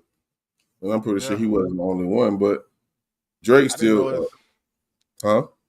I said I didn't know it was that deep. I didn't know that was going on. 'Cause, when he came on stage, it looked like some demonic shit was going on. So I left. She was in there watching. I seen all these bodies. He was out. Doing this thing. I'm not a Weeknd fan, but I didn't know all that was about. Him saying that about the spine. I didn't know none of that. So that's what's up, though. Yeah, most definitely. But again, that's enough on that. We ain't gonna talk ahead about the Grammys. But the things come together for the greater good. Y'all bring back BET Awards, man. I asked kindly. I love the BET Awards. Killer Mike. I guess his suit. That's the one thing. The last thing in which I really ain't got too much to say. I don't know why. It's just being. This suit is being. I don't know if it's the legal process or what. But y'all remember last Grammys when Killer Mike got hemmed up and he was screaming in the hallway and they done detained him and all that shit. He's suing. I guess he's not suing the Grammys. He's suing the security company that they contract. That the Grammys contract to do, and he's suing basically the contractors that they brought in for security for the whole situation that he had. So we'll see. He probably gonna end up getting some money, maybe. Yeah, he should because that shit shouldn't happen. It shouldn't happen at all. Yeah. On a other little note, which is a terrible segue, but you remember they said T.I. wasn't gonna get. What they say, he was gonna get 16 million instead of 50 something. I guess they reversed the shit. Yeah. And now he is getting a 53 million from the Bratz Dolls. So he ended up winning that shit, and he gonna get his 53 M's T.I. So maybe that he could pay for some DJ Toomp beats and get back in the studio. It was originally 71, but he got 53, so I'm cool with it. Salute to the King and Tiny, man, for sticking through with every goddamn thing that came along with it because it went from 71 to 17 back up to 53. Like, you got to negotiate, man. You got to compromise sometimes. Hey, I'll take that 53 instead of that 17. But yeah, he He good. So hopefully that's a little motivation for him to get back in that booth and drop some little money on some production and things. Get some Justice League, some good shit. Come out with a classic, man, as we know he can do. So You better believe it. You yeah, better believe it. what's good, Miss Young in the building? What's good? Crack-a-lackin' Miss Young. So we're gonna go ahead and get to the last segment of the night. That segment that will make you hungry. This is, and it is time for the meat and potatoes. Let's do it.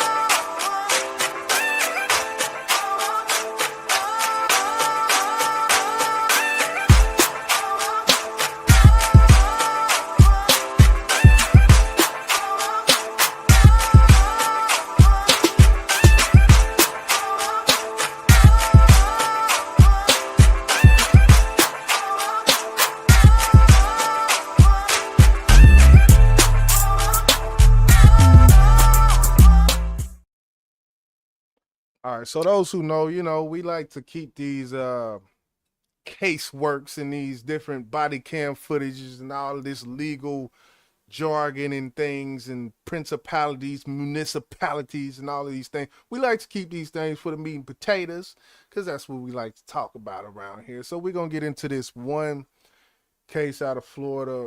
The body camera was released, I think, around 10 days ago, 12 days ago, something like that. We're going to watch this, in which this is a case where police officer well, you know what? Let's just get into it because it's a lot. Let's just get into it. This is the body cam footage, and after we're going to follow up with the press conference, BBP, episode 52. Hit that like button one time for the one time. Let's go.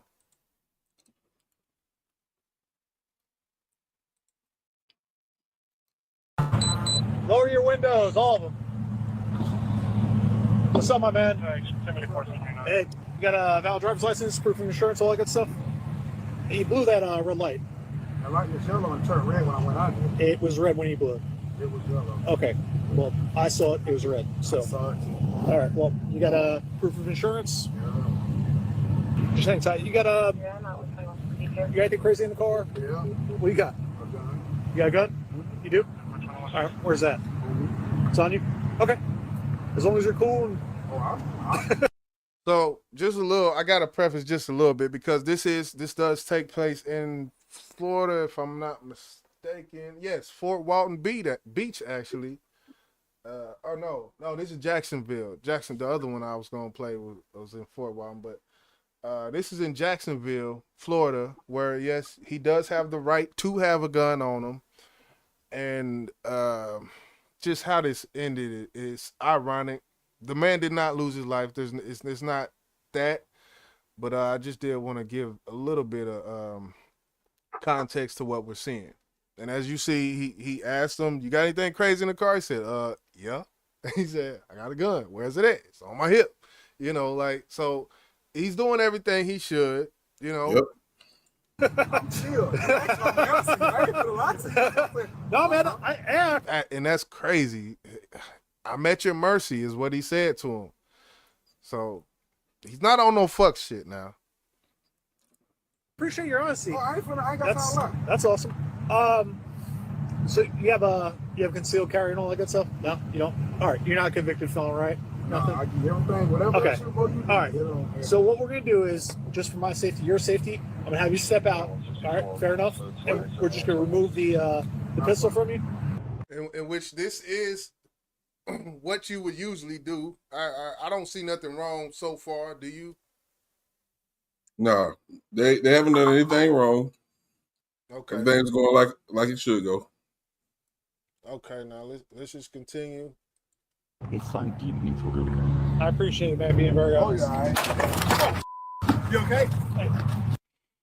So you see the female on the left. One guy has him, and the female went to grab his gun out of his holster. The man in the tan. with the headphones on. I'm gonna run it back, just because it just happens so fast, man. I'm a mute for a little bit, and then we'll watch this whole little part later. But I did want to just focus on this real quick so we can actually see, because it in real time it's terribly hard to see. Let me go to playback speed. I guess 0.5. So she's trying to get the gun out of his holster. And he's going to walk us through this whole scene right here later in this press conference, but I just wanted to get a visual before we do that. Because the gun did fire off. She's trying to get it out. Boom. Shot. And she has the gun. Look at her face. She looks at him. This is after she's shot him already, and he's starting to go down. She's looking at him, and I'm gonna turn the sound back on and play it again. But before that, I guess you got any words thus far? We'll watch it one more time. No, I'll wait till you finish. All right. I appreciate that being very honest. Oh, yeah, all right. You okay? Hey. Put the gun down. Gun down. You okay? You got shot in the leg. The crazy part is she looking at him like, what should I do? And he said, put the gun down. She put it down like she was. I appreciate that being very honest. Oh, yeah, all right. You okay? Hey. Put the gun down. Gun down. You okay?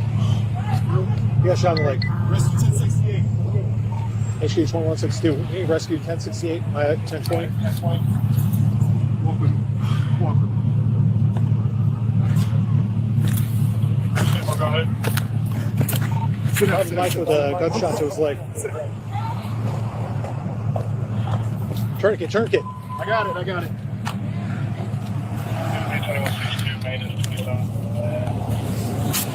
You okay?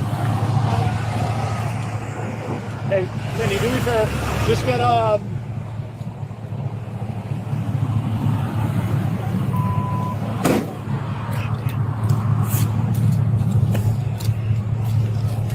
Wiper, you good? Yeah, I'm just trying to get this thing off. Hang in there, brother. Rescue's coming. There you go. So that's basically it. Before we watch this press conference, any thoughts? I mean, it's a lot. I want to say. I don't know what this press conference sounds like, but this was done on accident, people. Point blank, period. And I'm gonna just leave that there until we watch the press conference. Okay. In which we gonna Elo say, why is she searching him and not the other male officer? Because I don't think at this point that there was an actual search going on. I think at this point the police were basically doing their jobs and wanting to get the gun off of him as they do their job. And, you know, they had one person, and then she was basically there. From what it looked like to me, she was just there strictly to get the gun off of him. That was her job. She wasn't the initial contact. She was there to get the gun off of him. Right, and that's all it was. She was, hey, grab his gun. You know what I'm saying? We're gonna search him, whatever. And she made a mistake. She fucking made a mistake. All right, let's watch it. So the man on the left. Can y'all see that? Okay, y'all can see that. The woman on the right is his lawyer, and he is on the left, and he's basically gonna go through the events as he remembers them. Where? Yep. Mr. Erickson, I just wanted to ask, what went through your head the moment that it discharged? I mean, obviously you felt it, but what was can you talk me through that moment? I mean, when my hand's on top of the truck, so when the gun went off, I kept my hand on top of the truck because I didn't want no one else thinking that it was me. And for the moment when it hit, it was like it was a movement of my body, but I actually didn't thought it was me that the bullet hit. I thought it was the officer behind me because he was down checking me. And then when I realized I looked down, he stood up and said, "Hey man, you've been shot." And I'm just like, I'm looking down like, oh, I have been shot. And it was just like, that's when it hit me like, man, I've been shot. So that's when he put my hand around his neck and kind of put me to the ground, you know, and went. And that's when he ran back to get the tourniquet to wrap my leg up because I was losing a lot of blood quickly. Yeah, I mean, yeah, that panic sensation set in. Yeah. I mean, I was okay, I thought, but my body was hemorrhaging bad. So that's when they kind of like, whoa, you know what I'm saying? They thought they hit a main artery, but I did too because it was getting pretty gray outside. So, yeah. Wow. Yeah. Can we just talk about your recovery? I know you mentioned it's impacted your ability to work, but have you been going to like physical therapy? Yeah, that's what they set me up with, a physical therapy at Brooks Hospital. I've been all right, you know what I'm saying? Just every now and then I get muscle spasms really bad and I'll limp like this leg will like fall dead for a quick second, but I kind of gain it back. But that's something you thought you'd have to be dealing with during your Christmas. Yeah, no, yeah, it's rough because if I sit down for a second or two, my leg tighten up real bad. But so I try to stay moving on it, but it get pretty throughout the day. It hurts. How did your loved ones react to the news when you told them? I tried to tell them calmly as I did, and it's like they were shocked. Like, are you serious? I'm like, yeah. And everybody else was kind of shocked, you know, about it. You know, I guess they didn't think that it was me when they saw the cameras rolling. They didn't think that was me on the ground. It was like, man, I saw your truck. We know your truck, but that was actually you on the ground. I'm like, yeah, that was me. But what was the reaction, if you remember, of the other officers after this happened? Namely, the one that did it. They say she was in shock, but it was, as I was looking at her, because I kept looking, it was just a nonchalant look, like I didn't do nothing wrong. And I'm just like, oh, okay. It was just, they said she was nervous and shocked, but it was just, I don't know, I saw it differently, but, you know, it was me being shocked, looking at you like, you know, because when she shot me, the other officer and sergeant, whoever was there, they apologized 100 times. She never said one word to me. Not one thing. She stared at me though, but didn't say anything. So I was just like, okay. I just left it at that. I didn't say anything else. I was worried about me. But, yeah, that's crazy, D-Love. I pointed, I heard that. I had it was a Gen 5 Glock 45. And for the purposes of educating the audience, could you walk through what parts of this stop you're citing as the civil rights violation, if that makes sense? So the fact that his lawyer is bringing civil rights into this, do you want to hear what she says, or do you want to just say right now? Civil rights. I don't know what angle she's finna take when it comes to civil rights. Because right now, currently, without me studying this video, I still see a mistake. Until I see something different, I think he will have a civil suit because of the negligence of the officer. Right. He definitely will be able to sue and will win, and he should. But anything further than that, I don't think it's nothing more than that because, again, you have to remember, like he said, when the gun went off, there was an officer who was kneeled down where the bullet was going towards. I don't think this was done purposely because she could have hurt one of her fellow blue brothers. We'll just leave it at that. And the only, Miss T said profiling, that would be the only civil rights thing that I think. But as far as the that it could have been, but as far as the actual firing off of the gun, I don't. But let me see, because I forget what she even said. Mr. Arrington is not disputing the validity of the stop, the traffic violation. We believe that his civil rights were violated thereafter. So just from that's the answer right there. Yeah, I gotta hear what she's finna say because you know, I don't know what the stop was for, but they're not questioning the stop. They're questioning what happened after the stop. So from what I've seen, I got to see what it is. People in Florida can carry firearms lawfully now without a permit. But there was no gun owners in this state should be able to carry their firearms, should be able to have them on their person, in their vehicles, without the fear of an officer pulling them over on the side of the road, them voluntarily disclosing that they're carrying a firearm, and then being shot with their own weapon. Okay.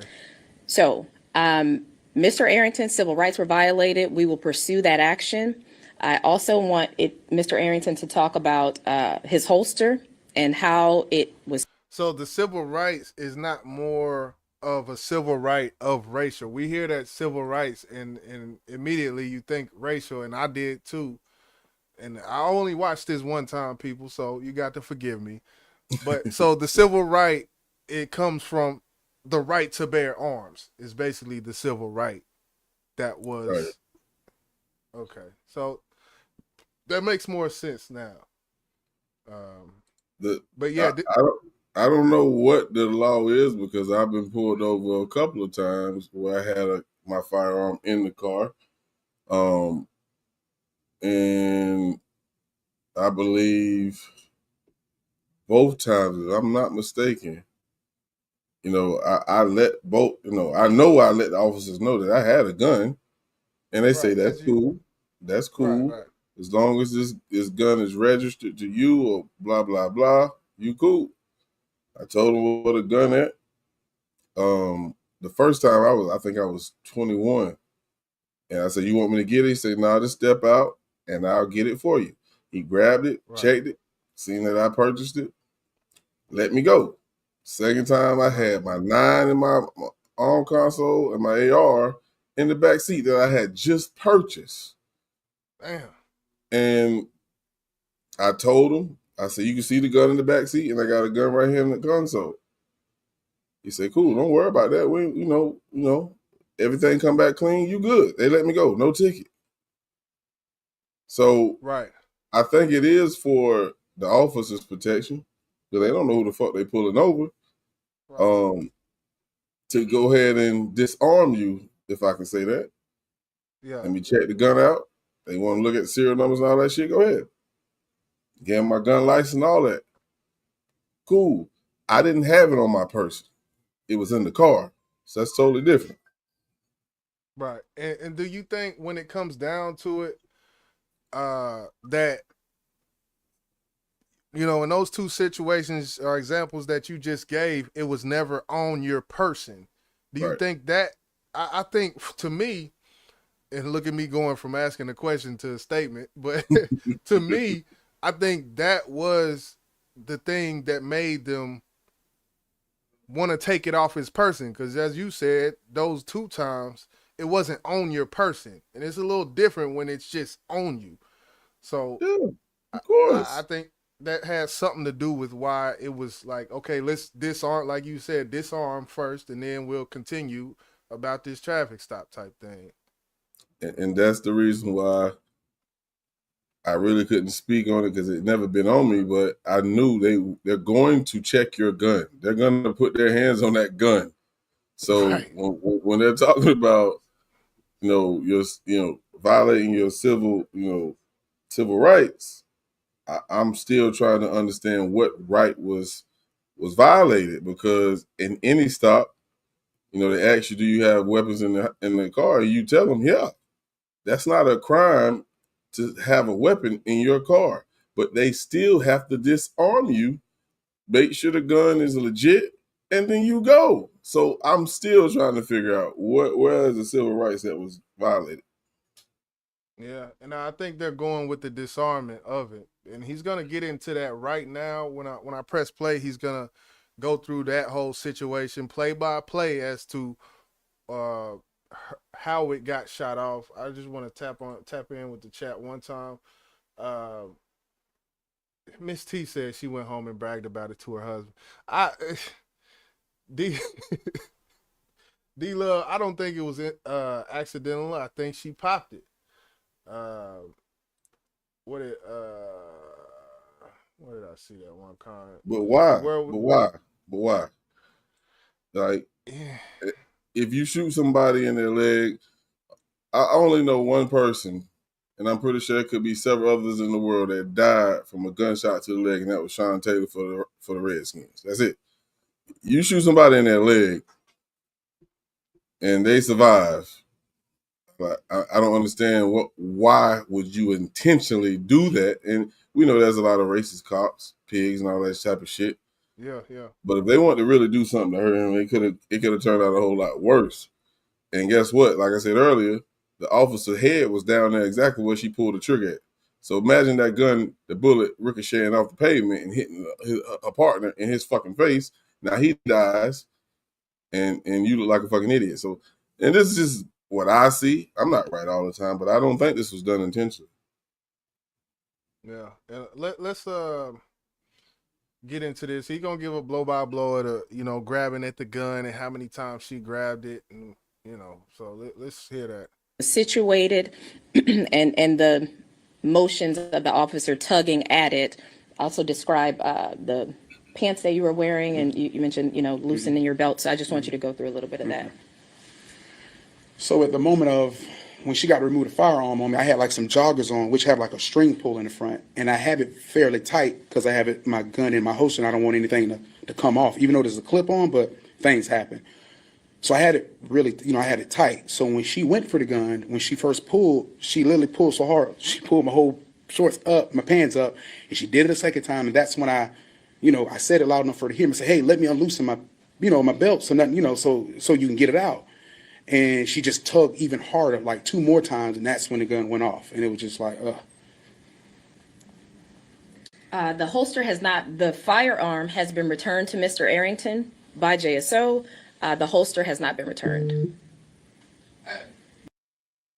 Was the safety on? Their safety is on the trigger. And just to be clear, there's no issue with the medical response that JSO made after the shooting. That's not something that you're pursuing in the lawsuit. We will obviously examine the body cam footage once it is made available. But based on the officer providing a tourniquet and calling for assistance, we believe that the medical response was appropriate. Okay. So I think that's all I'm gonna play from the press conference. It was much longer than that, but that was the juice of it, I feel like. So hearing that, actually, because it happened so bang bang, I didn't even see on the footage the tugging once and tugging twice. So I guess after hearing that from his mouth, what's your thoughts on that, I guess? Well, when we go back to the female officer and her actually, trying to retrieve the gun from, the victim, and her response after the gun goes off, everything to me says she's a rookie, and that's an assumption. Her reaction to her shooting him. One thing I've known, following true crime, is you can't judge somebody on how they respond to death. So you can't respond to somebody. You can't judge somebody on how they respond to an accident. If we're going to keep it consistent, her lack of empathy does bother me. I'm not going to sit here and lie. Right. Because if it was me, I'd like, bitch, you shot me. Yeah, that's just me. You know what I'm saying? But what is that going to do but heighten the situation, So, I haven't seen anything yet. And I can watch this video over and over and over again. And I can look at her response and I can look at what she did. But one thing I will say is, as a police officer, you should know how to disarm a suspect without your hand touching that goddamn trigger. You feel that? Right. And they asked that. No, go ahead, bro. They asked in there. The reporter asked, "Was there a trigger on it?" And he said, "Or no, was there a safety on it?" And he said the safety was on the trigger. In which, why, if you're disarming, do you have to put your finger in that trigger to take a gun out of the holster? You do not. That's the only thing that makes it look suspect. Right.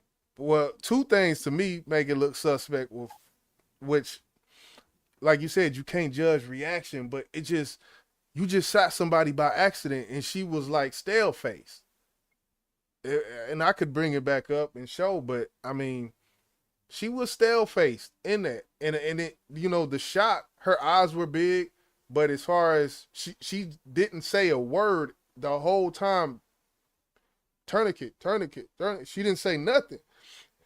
So that's what would make me think. And even going back to when it initially happened, and she did it, and she looked up to the dude, and he was like, "Put the gun down," and she was like, and then she put it down. Like, so little things like that, I think, all got to be considered. But the one thing in which, when you're grabbing a gun, it may be some sort of nature, because police, you at the range, you're pulling it out, and maybe it's just human nature to put your finger behind the trigger. But I feel like that's too critical, and that's too critical of a thing to not be taught or not know that you just pulling it out. You don't need to put your finger behind that trigger. That's not even your gun, for Christ's sake. Like, right. And we know that they've been training, and we talk about these type of situations, and we bring up training all the time. yeah. But if we're gonna go with what you're saying, and I understand where you're going because it does look suspect, her lack of emotions after the gun went off, and then her looking at her fellow officer buddy like, okay, what do I do now, George? Right. If you really want to take it to that point, I can bring you a whole motive. And I don't have no facts behind it. This is why I won't do it. But here we go. They pull him over, and this is pre-planned. Do you think this was pre-planned? Do I? No, I don't think she. I don't think she planned to do it. I don't think No, that no, was no, her no, plan. no, not her, not her. Remember what I just said? She shot. Look like, what do I do now, George? At her brother. Right. When I say plan, it's like she's the scapegoat. You shoot him, and we're gonna act like we care about him. Now you see where I'm going with it, bro? Because if you remember, the guy said she showed no emotion. Everybody else did. But then, going by what you said, which I believe you, I just didn't pay attention to it. After she shot him, she looked at them like, all right, what the fuck do I do next? You feel what I'm saying? Mm-hmm. I could take it there, but I have no evidence to support that. Okay, I see what you said, because they were all like on some apologetic, like, like they jumped into action type of thing. Right. I just don't understand what's the motive for them to do this to this guy and not want to kill him. That it doesn't make sense. It got to add up for me to even go that route. And I thought about it, like, why the fuck would they shoot him in his leg and let him live if they had some type of ulterior motive to shoot him? They would kill him.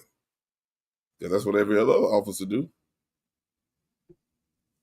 Yeah. It's just how I see it, man. It's just how I see it. And like I said, I could be wrong. Yeah. Well, let me see. What is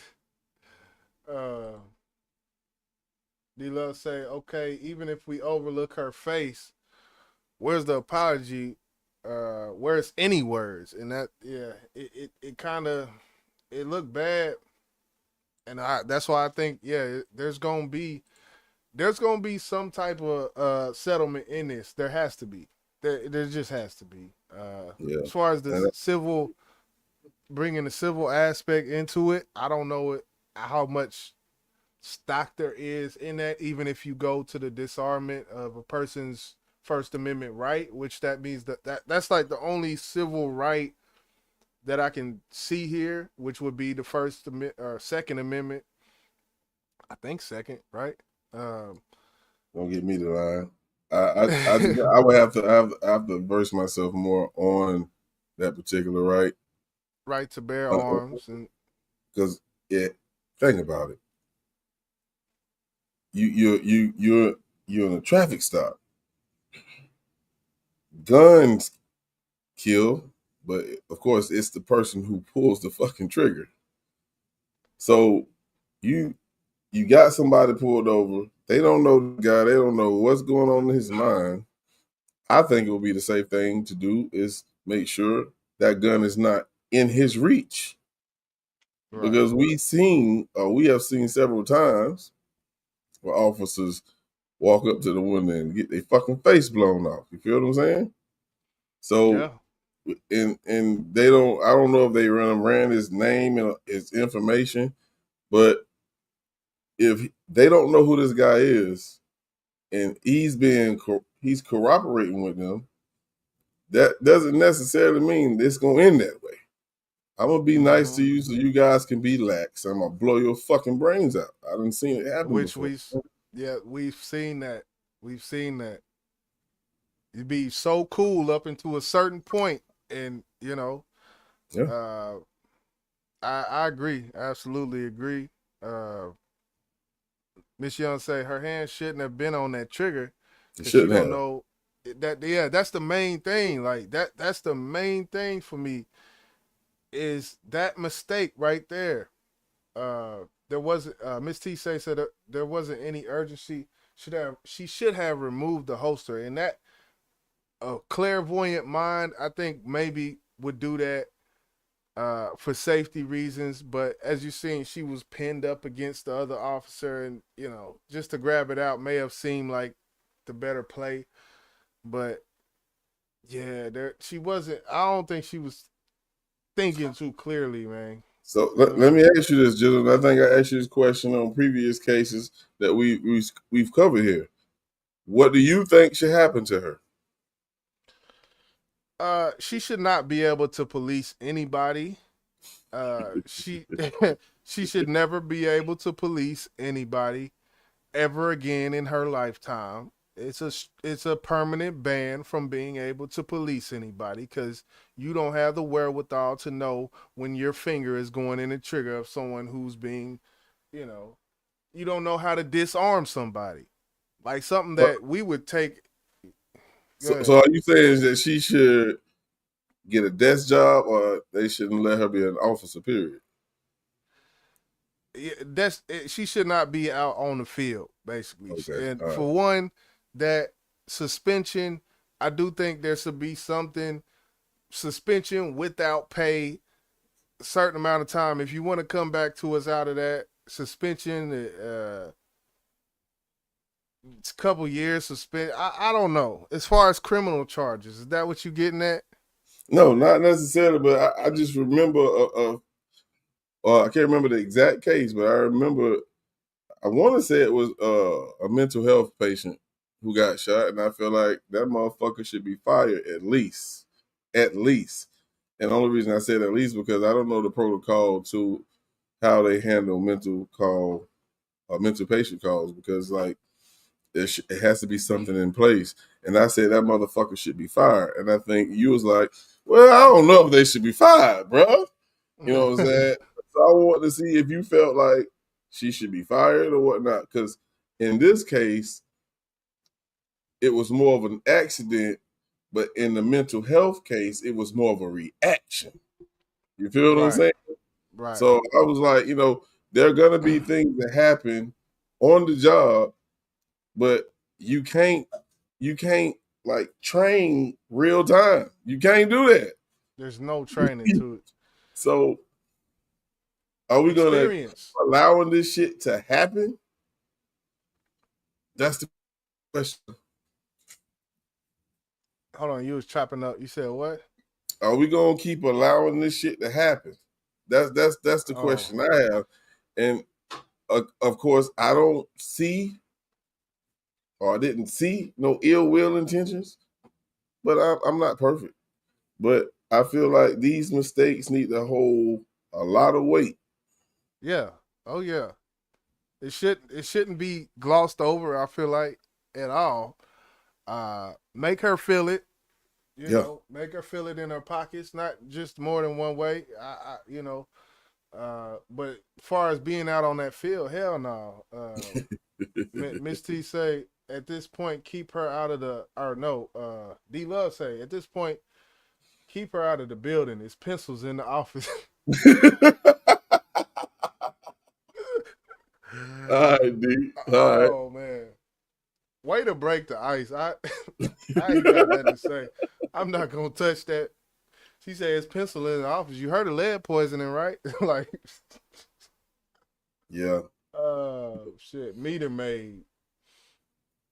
Yeah, it definitely it screams out lack of training.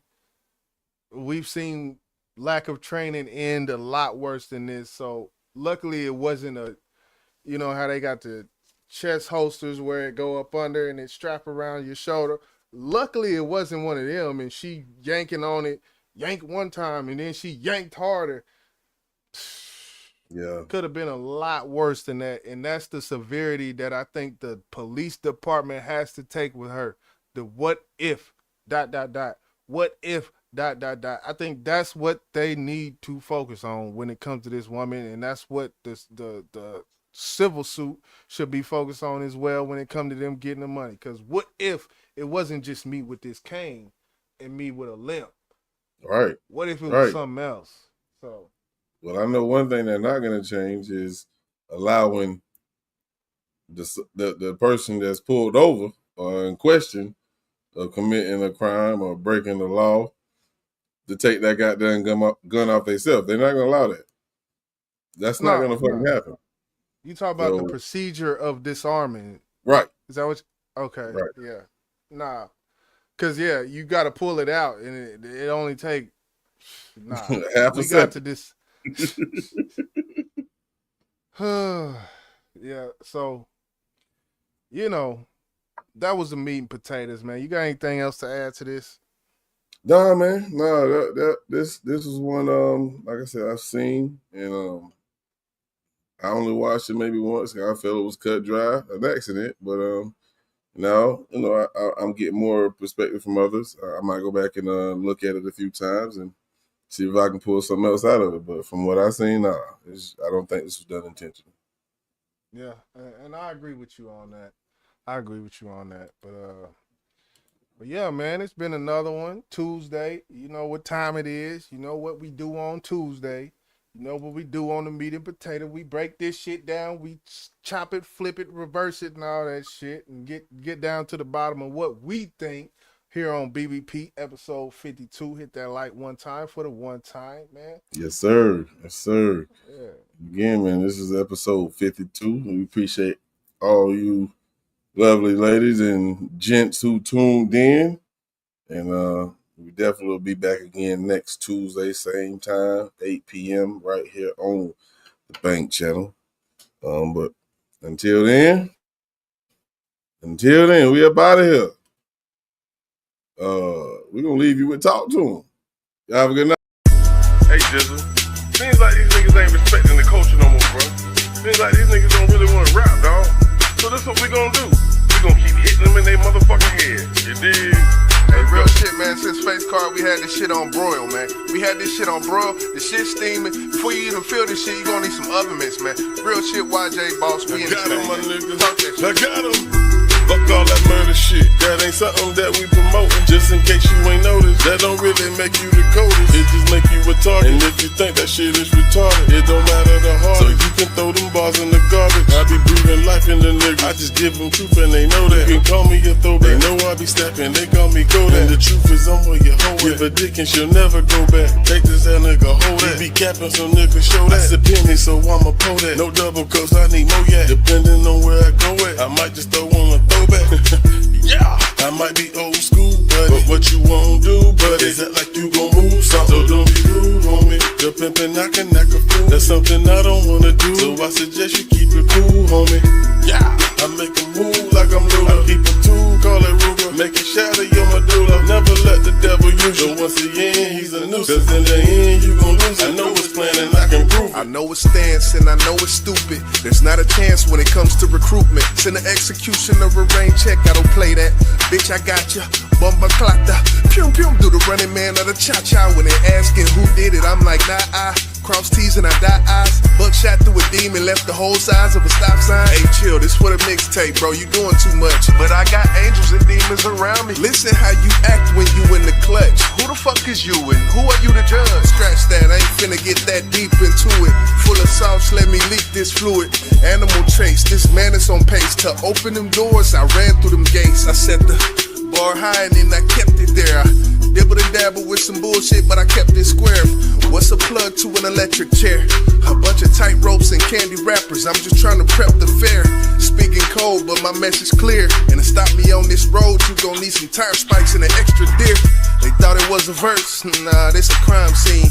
Murder in the first, fish lens on a widescreen. They thought it was a verse. Tell them it's a crime scene. Murder in the first, I just tell them check they widescreen. Yeah. Yeah. Ride out. Boss and YJ with it one time. Mixtape shit.